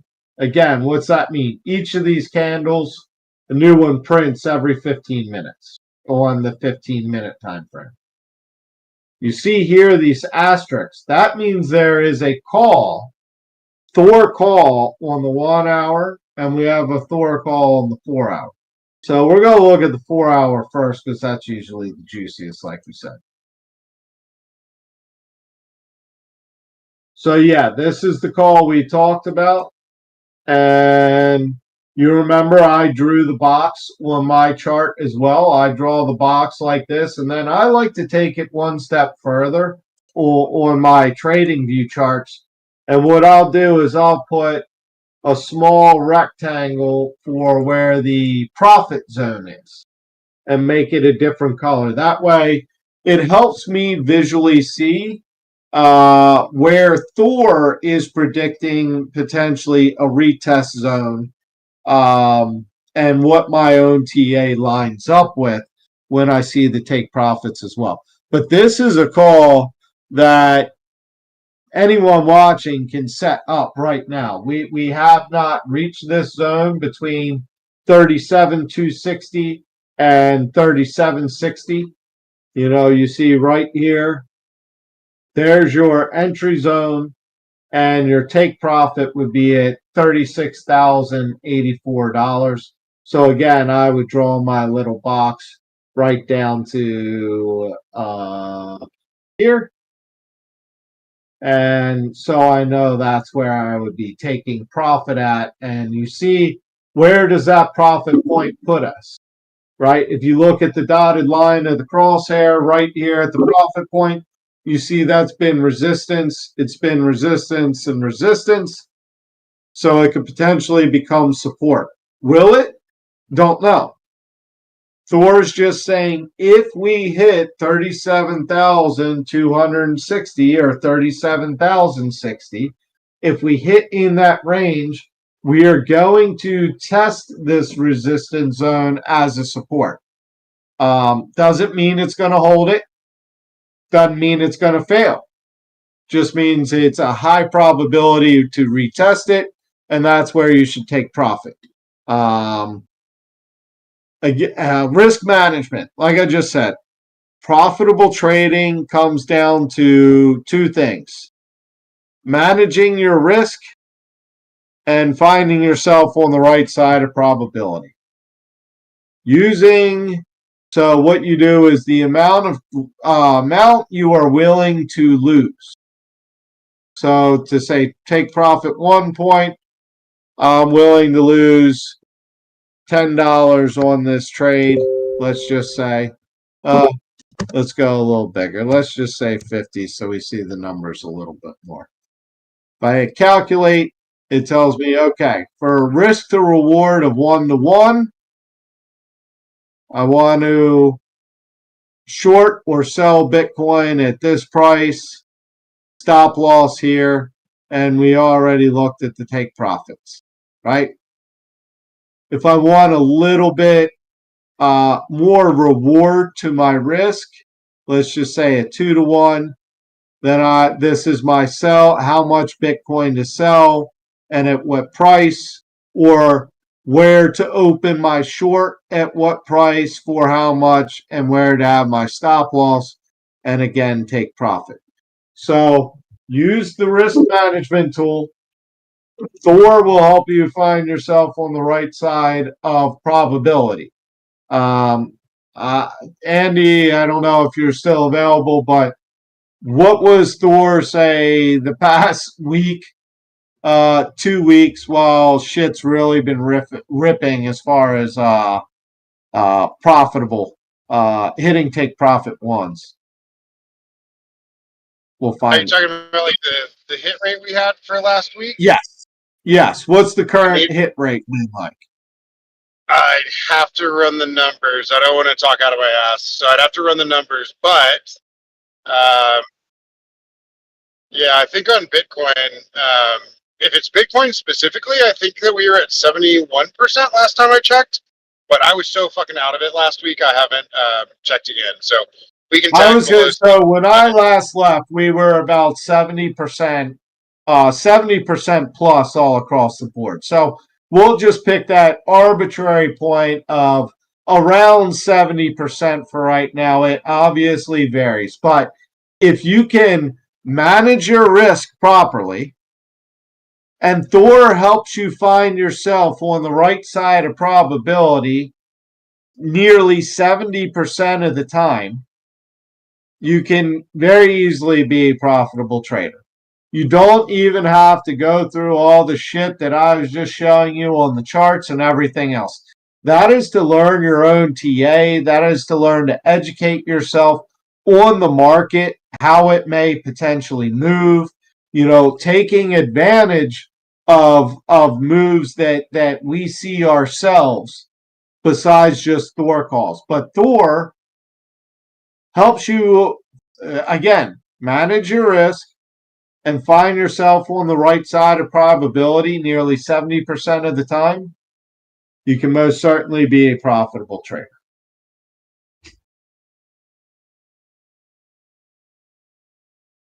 Let's look at a DGen asset. What's SHIB been doing? Bro, What's she? check out Render. Every one of us I that do, was on that dude. Render I call like made a Render. fucking bag. It's still a shit I bag, but don't see Render. I don't have Render. Wah wah wah. I don't have Render on here. I do have a bag of Render that I actually bought like before last bull run. Just because I thought it was going to explode. Okay, so we've got a couple long calls on the daily, which are generally pretty fucking juicy. Let's see, where's our okay. So first one, take profit 763.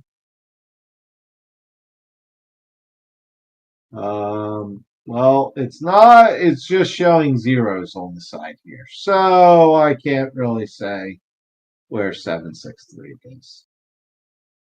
Womp womp. But these are generally pretty juicy calls on the dailies. Let's look at another. do you have a bonk on yours? I do not. Ah, man. I'm going to fix that. Don't worry. I'm in the dark, bro. XRP, we've only got 15 minutes and 1 hour. I want to find something juicy that's got some daily calls. AVAX. So again, the daily, wow, a lot of shorts for AVAX, which to me means AVAX is about to have a little pump. I'm not looking at the signals, but what are they calling for? Dude, there are 15-minute, 1 hour, and there are 1, 2, 3, 4, 5 different daily short calls on AVAX. They're on the $18 to $22 range, right? Correct. Anyway, the highest one is $23.67, and yep, the lowest one in the $15 range. But again, to me, we just made the break. Now, to me, it looks like we're going to potentially make the retest, making the higher low, and you see how we can potentially make these stair step moves in between the long calls. I'm sorry, in between the real short. quick. Please. So that AVAX, this is another one of the ways that I want to remind people about ways to interpret shorts. When you've got shorts stacked up like that, once again, it can be take profit levels for your spot bags. A lot of us who have been trading AVAX, our 1 day signals were at the $8 to $10 marker, where a lot of us picked up pretty hefty spot bags. Now, and as you look at those signals, opposed to opening up a short, what I'm doing personally is I am going to be selling my AVAX bags at those intervals. And I'll generally stagger into those calls and take profit, 10% of my bag at that lower signal, maybe 15% at the next one, all the way up. And what I'll generally do is that, I won't sell more than 70% of my holdings. As much as I love the coin, as much as anything, like 70% is a large amount to sell. If you're using it strictly to make US dollars, and if you're using it to take profit when profit is had, that's one of the ways that I would do that. So I'll set my orders all the way up, and then I'll essentially keep 20% of my overall bag for whatever happens next. Generally speaking, we know, if Thor is calling very heavy signals on shorts, I'm happy waiting for those take profit levels, quote unquote, from a short to essentially be my re-entry back in from my spot bags. I just did it on Solana. I just did it on Bonk from a spot perspective. When you get into up only mode and you're listening to Mode talk about the trend, we're trending up right now. Opening up a short right now is inherently more risky.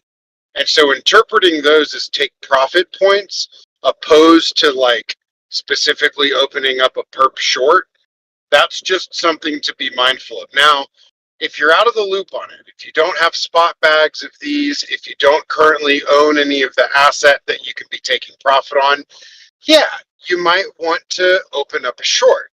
But at the same point in time, how do you interpret so many signals all on top of each other? You could go in on the first one, you could go in on the second one, but a more, I would say, reasonably risk averse and more responsible way to go about it would be to stagger into each one of those calls. When you've got so many tight like that, right next to each other within a range, leverage will kill you, because if you bounce through the first one and you instantly go to the second signal, well, you could be hitting stop loss if you're over leveraged. And so stagger in a short. If it's me personally, and I saw so many short signals within that, fairly tight of a range, I personally wouldn't apply a tremendous amount of leverage, if any. It would be just a hedge overall. And so you can set your orders up to fill potentially all of those signals, and then have that be, the way that you enter that signal. I do see it often where people see so many signals and they're like, well, which one do I fucking take? And an appropriate response to that is fucking all of them. Why not? But it's the way that you run your risk management. If you over leverage and go super heavy into that first one, the chances of you getting wrecked as we blow past it, those are pretty high. And so just be mindful that, when you're dealing with the range and with so many signals stacked on top of each other, average in. And that's even a good method to interpreting and using Thor, on its own for a single signal. Sometimes it'll give you a pretty fat range, and you're sitting there asking yourself, well, how do I know where to open this up at? Well, open up a small amount, say you're trading $100, $20 on the lower end, and then stagger into that same signal. If your entire order doesn't fill, whatever. Who cares? There's always another trade. You still allocated maybe $80, whatever. You know what I mean? Whatever it actualizes to. But don't be afraid to take these signals and even dissect them a little bit and give yourself even further, ammo to being on the right side of probability. If it pumps past, well, you've probably got an additional short set up. By the same token, if it doesn't get to the higher threshold of those signals, well, you've already entered on the lower threshold. So, just be aware of how you're using Thor, especially when it comes to shorting and scaling into those signals. Don't be afraid to stack them and to basically scale in. You'll see Sile say that all the damn time. I'm scaling into a short.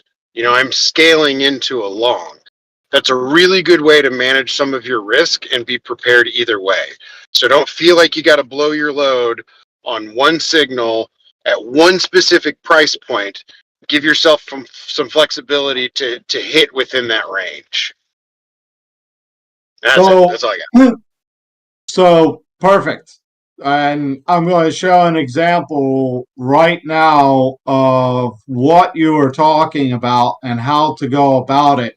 He said there was a lot of calls down here in this $8 and $10 range to stack up on AVAX. Well, we've left that range now at $12. So now what do we do? How do we take advantage of this, right? And how do we maybe scale into this short, right?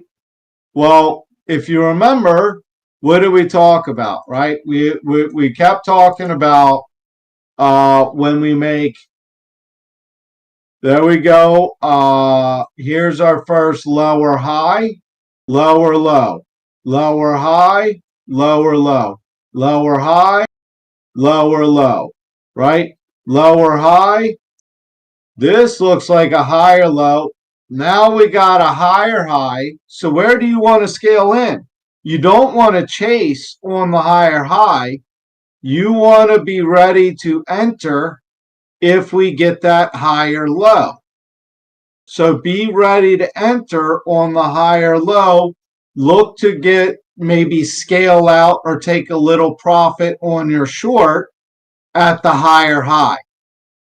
Maybe scale in or take profit on that.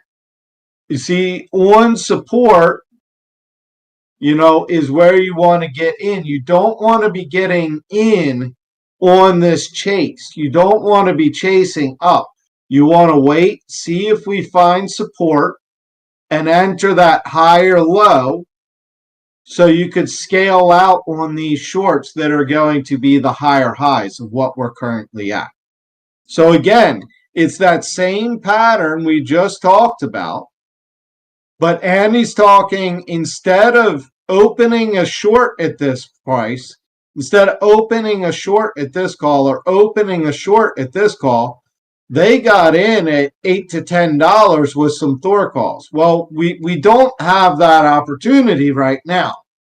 What we do have opportunity for is to watch when we make our next low and get in there. We might be able to get in still at $10, $11 if we hold the higher low.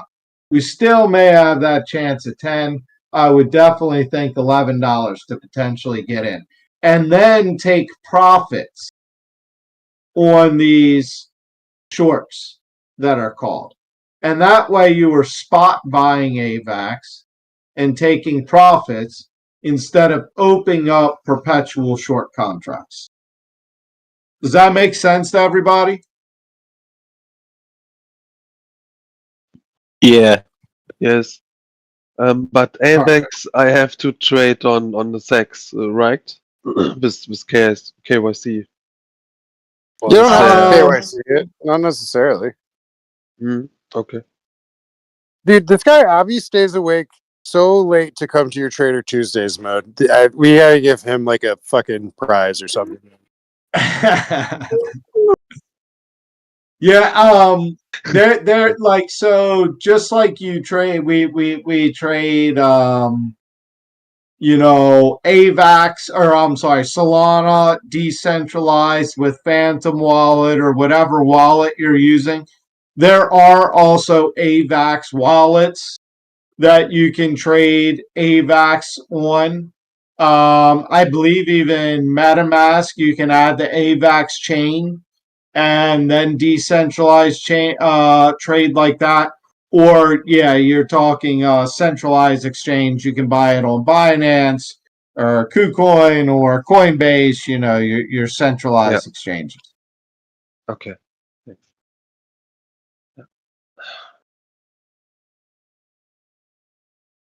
But yeah, anybody have questions about this right here, since this is what we have pulled up? You see, it looks like we broke the downtrend. And what do we always say? Buy on the break and the retest. Well, we missed the break. The break here was at $10.40. So we don't want to chase in now at nearly $13, right? We want to see if we come down and retest near that $10.60 or wherever we broke. Let's see, what was it? We broke right here at something around $10.50. Let's see if we make a retest and hold above this low. So above the last low, hold above that, and let's see if it ends up being right near or just above where we broke, and look to enter that retest.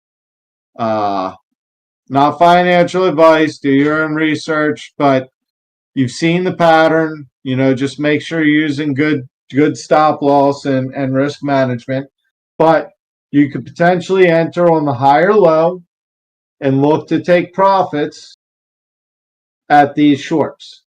And if we go back to, I'm going to go back to the Solana chart. What happened when we broke downtrend and found higher low support. Moved up to these short points that could have been used as take profit points instead of going short.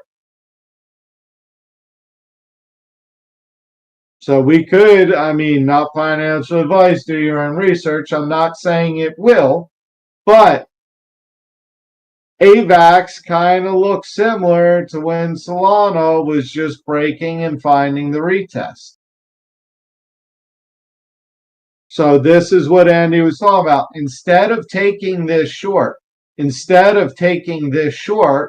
if you had loaded up on Solana, you were using these shorts as your take profit point. Maybe scaling back into your short on the higher lows. Take profit points at the shorts.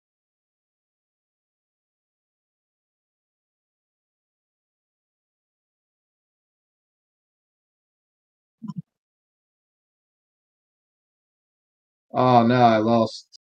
Did I lose it?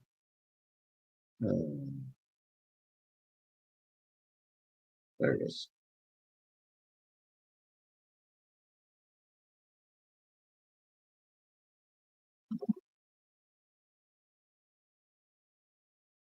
So see it? Broke the downtrend. Do we hold the higher low? We might not. It may just come down here and take a shit on us. We don't know yet. Anything's possible.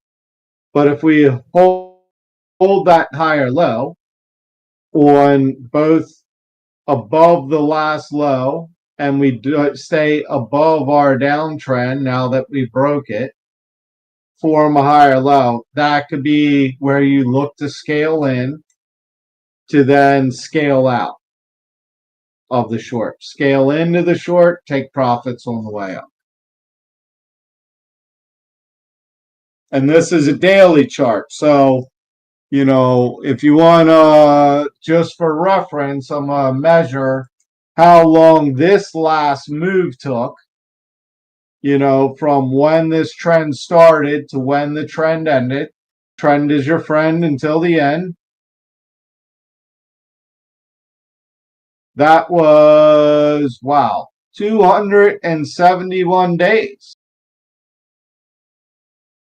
So you see, that's a hell of a move to be resetting.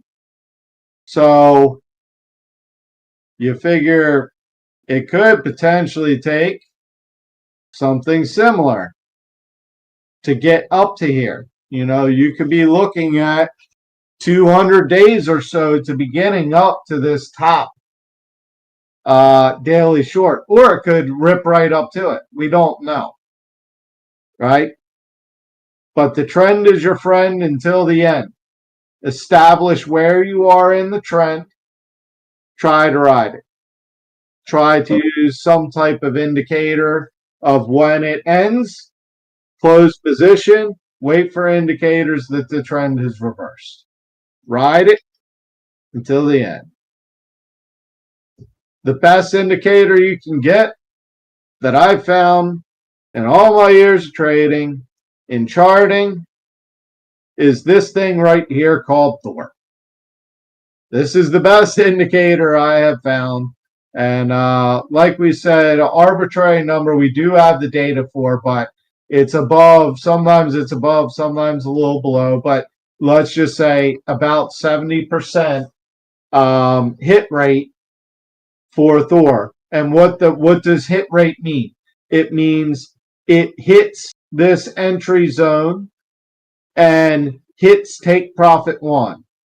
That's the hit rate. So about 70% that hit entry point, hit take profit. So manage risk, let Thor put you on the proper side of probability, and you will be a profitable trader.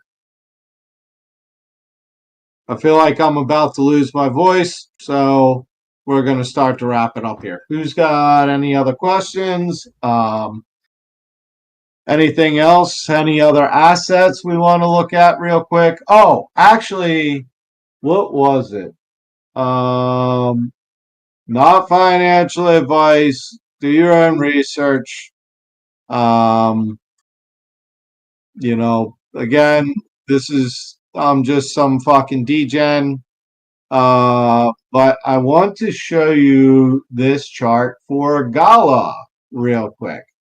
And I'm going to switch to daily just so we can see it in a bigger frame. Right? So what do we have? Last time we broke this little downtrend, you know, it went on a 120% pump, right? We've now broke this downtrend again, and you can really sum this downtrend up to almost the entire fucking chart of Gala, right? And what do we have here? We've got a break of the shorter term downtrend, a break finally of the EMA. It looks like we're retesting on the long term EMA. But if we find support here and we make this higher low and we look to make higher highs, all I'm going to say is Gala still has about 3,700% to retest all-time highs. If that's not fucking degen as fuck, I don't know what is. Not financial advice. Do your own research. All I'm saying is if we start to see higher lows here, if we start to see the EMA cross, if we see the RSI starts to hold above neutral, hold the fuck on. Because we could see the line become something like this. And even if it just goes to retest this big zone, I'm just going to draw a zone of where I see a lot of price action. Right here, you know, this became support and resistance how many different times through here, right? It was support, then it kind of filled, became resistance. If that becomes support, even just to that from now is 80%, potentially 250%. You know, anything to continue above that, the next resistance zone would be here, and that is at 800%. Not financial advice, do your own research, but this is just something I wanted to share with the Frog fam. Because if you could potentially take, this could be big, and Gala has been doing a lot. You know, do research in it. That's why I'm saying this. Do research. Find out what it is. Find out if you're actually bullish on what it's doing. I personally am. Tokenomics are a little weird, but you know, I'm bullish on what they're doing, the team behind it, and everything else. So, yeah. So if you're saying if it bounces off the 14-cent range from that retest? Yeah, if I see that it retests and holds above this downtrend line, as long as it doesn't fall back through into here, as long as it holds above this line and it holds above this last low, as long as it doesn't go lower, and as long as it stays above this red line, even if it comes down to even almost down here, which is down below that 14. You know, but as long as it doesn't make a new low and it doesn't fall back under this red downtrend line, that's the higher low. If it's here, okay, you know, well then this uptrend line is going to connect low, and the uptrend line will be, you know, less steep, but it'll be like that, you know. If we find the higher low up here, well, now our new trend line's going to connect them and be like that, right?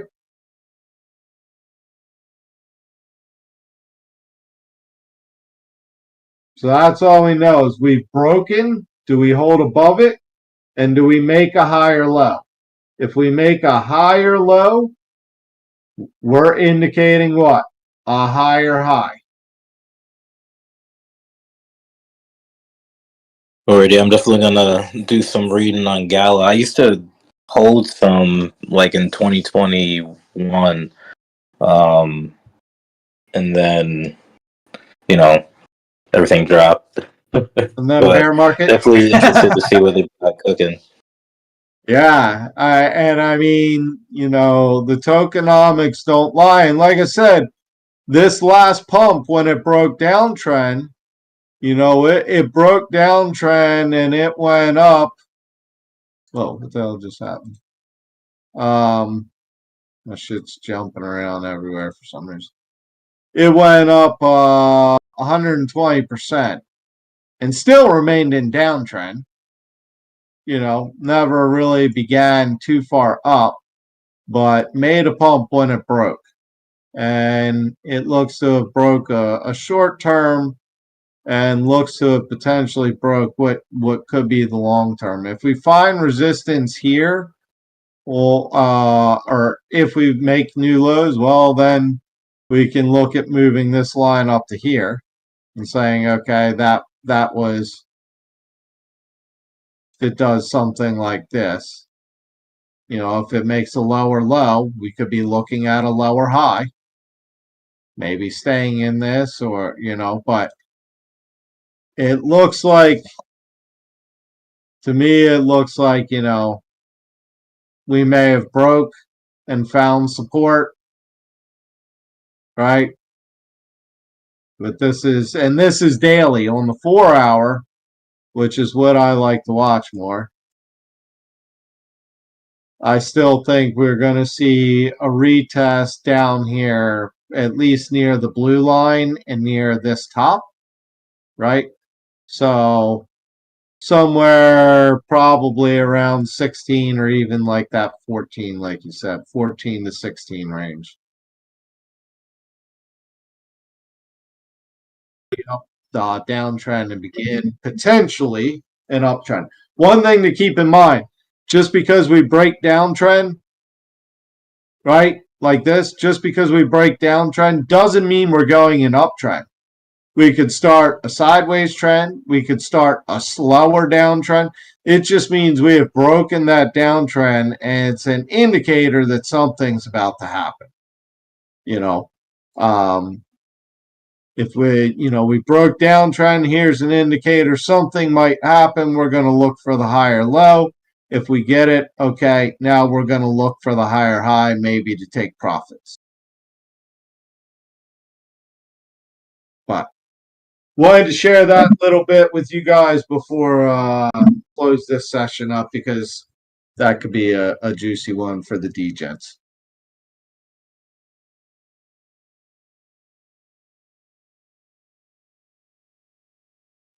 Gonna pull Sol back up one more time real quick. See where we're at. So again, this is just noise in between here until we break either this uptrend or we break this shorter term downtrend. And keep in mind, you look at how long this downtrend is, very short lived compared to how long this uptrend is. So, this has 1, 2, 3, 4, 5, 6, 7 good touches on it. This has 2. So the strength of this is questionable, where the strength of this has been pretty much established. But this is just kind of noise right here till we break up and look for that higher high, or we break down and maybe make that lower low. So I'd say trade well. And if you're looking for one to potentially take this is a Thor call coming up. It's that Bitcoin short. So take profit on your Bitcoin there potentially and look to get back in or take advantage of the short call. Appreciate the fuck out of y'all. Hutchins, glad to have you as a new holder. Glad to have you join the Trader Tuesday. This is literally, it's not me just explaining that way. It's an open session and just want people to fucking learn and, us all to make it together. Glad to have you here and as a new holder, man, for real. Absolutely. I'm trying to recruit all the homies. So I got like 3 people in, trying to get 10 more. Fuck yeah. Let's go. Let's go. Making money as a friends and family is what we're here for, man. We're a pretty tight-knit crew here at Frogs, and Frogs fuck. That's all you need to know is Frogs fuck, you know? Absolutely. So, appreciate you, dude. Yo, Thanks. Mo. Yo. Hey, would you mind for someone considering going Thor Pro, what key takeaways you would highlight that make it far more effective for your personal use? Oh, fuck yeah. Give me 1 second and I'll pull it up. Yeah, I use the Thor Pro pretty much anytime I'm doing manual trading. Yeah, give me 1 second. I'll pull it up here.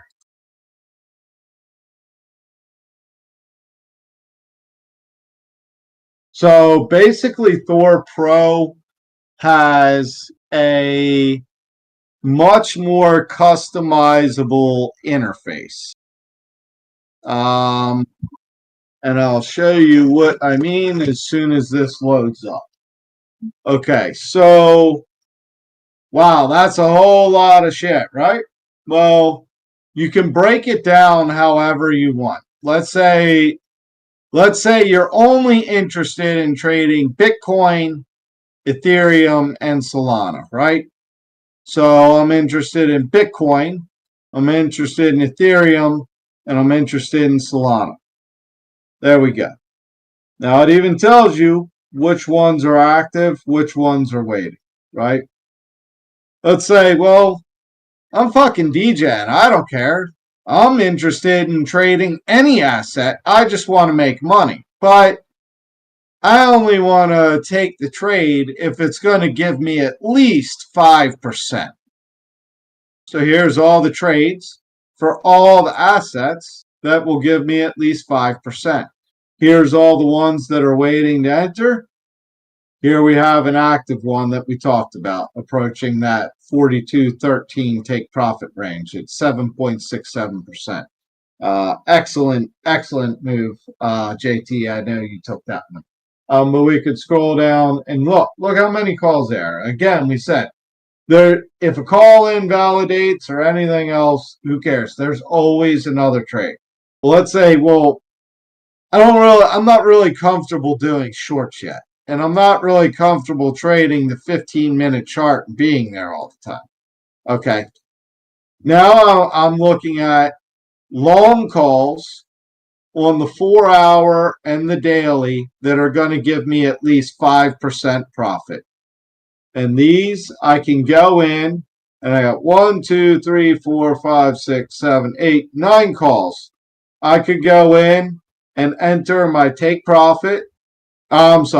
I could go in and make my entry point, set my take profit, go to the risk management tool, find out where my stop loss is, and I could set all of these or a couple of these, whatever, and know that these are long calls that are on the 4-hour of the daily, so they take a little time to play out. They're going to be juicy profit points, 6, 7, 7, 7, 9%, 10%, 14%, fucking 41%. Let's go. 108% on Doge call right there. Yeah, Let's that's go. heavy.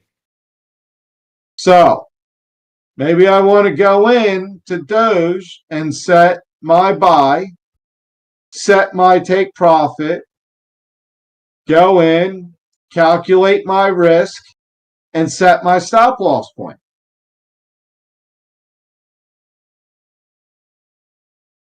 Yeah, So this is after why I find Thor Pro so valuable, because I can tailor it to whatever I want to do. I mean, let's just say I'm going to open it up to everything, but I only want calls that are going to give me 10% plus.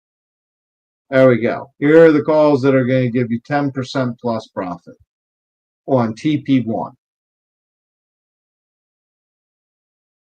You know, if you look at TP3s, they're even higher. 174% on that Doge call if it makes TP3. So being able to break down by asset, you know, what you want to trade, what you don't want to trade is big to me. Yeah, I've noticed that the more I use Thor, well, in this past, and from October, that the 1 days and the 4 hours, as you know, you and Andy have really emphasized on. I'm starting to see like the it's more sound. Absolutely. I guess, Yeah. if you will, yeah. It's So not that's what I quite would- as volatile. Because it's yes. And that's why the take profits are usually a little higher, but they take more time to play out. And that's exactly why we focus on the 4 hour and the daily when it comes to Trader Tuesday. You know. Okay, yeah, I appreciate that clarification because it's been those time frames are something I want to hone in on, and you know, Thor Pro seems to be the next, you know, best means of utilizing, you know, those time frames. Yeah, especially if you're newer to trading or you can't sit there and watch charts. That's why we rarely even talk about 1 hour or less unless they're active like that, like we currently have the 1 hour for Solana right now. You know, but yep, see, that's really the only reason we talked about this 1 hour is because it's active and because it's juicy. But it's too far gone to chase it, you know. Sol is what, 43 right now. What's it say? Yeah, $43. So you're closer to your take profit than your entry. So don't go chasing. But quick question too. So sometimes because I'm on mobile majority. Do you would you recommend, like, so sometimes the price, you know, will hit, but it won't necessarily indicate, and you know, there will be a lot more price action in between before Thor will you know, authenticate that it's a active trade. Would you, I guess going back to not chasing, would you not go for a trade if, you know, if you see it hit but Thor doesn't have it active yet? That being would too, probably just be a delay in interface. If you are going to ever quote unquote chase, when is the time to do it? I'm asking you this question. For, let's say, a long, if you're going to chase a long call, when is the time that you may consider actually doing it? After it's look for, you know, a couple higher lows. So you want exactly. So you want to get in on one of the higher lows. Exactly. So if you're going to chase, you don't want to get in on one of the higher highs because it's, even if it makes a higher low, it's still coming down. So you want to Yeah. get in on one of them higher lows. Exactly. And just like if you're going to chase a short, you don't chase it if it's ripping down. You want to chase it if it's made when it makes that lower high. So potentially catch at least one of those peaks before it goes down. So if you're going to chase, just be very careful of when you get in. You know, make sure you're at one of those support or resistance points, not just somewhere in the move, and make sure you use a very tight stop loss, because now you've really changed your risk to reward when you don't get in at the same entry, but you have the same exit. So just make sure you use Yeah. real tight stop I've loss. A lot of experienced. times, if I do that, if I'm chasing, a lot of times my stop loss is pretty much damn near break even, or I move it to break even pretty quickly because I've chased it. I know I've inherently taken on more risk. So I want to kind of eliminate that risk as quickly as possible because I've inherently induced more risk by chasing. But you're correct. You want to get in on that higher low. Exactly. Or yeah, man. Appreciate it again. I'm actually gonna have to step out for the night, but Mo, Yep, I'm welcome about back. to wrap up. We missed So, you. yeah, I'm glad to be dude. back, man. For real. It was good times, but I do enjoy this with y'all, man. I see just by the people, the number of people that showed up and the engagement that it's certainly worth my time to do all this with y'all. So I'm happy to be here doing it. But yeah, I'm going to close up anyway, unless anyone else has a quick question. Anybody? Go once, twice. Frogs fuck. You know it. Souls ripping. Trade well. Appreciate the fuck out of all y'all. Yes, sir. Peace out. All right. Peace, y'all.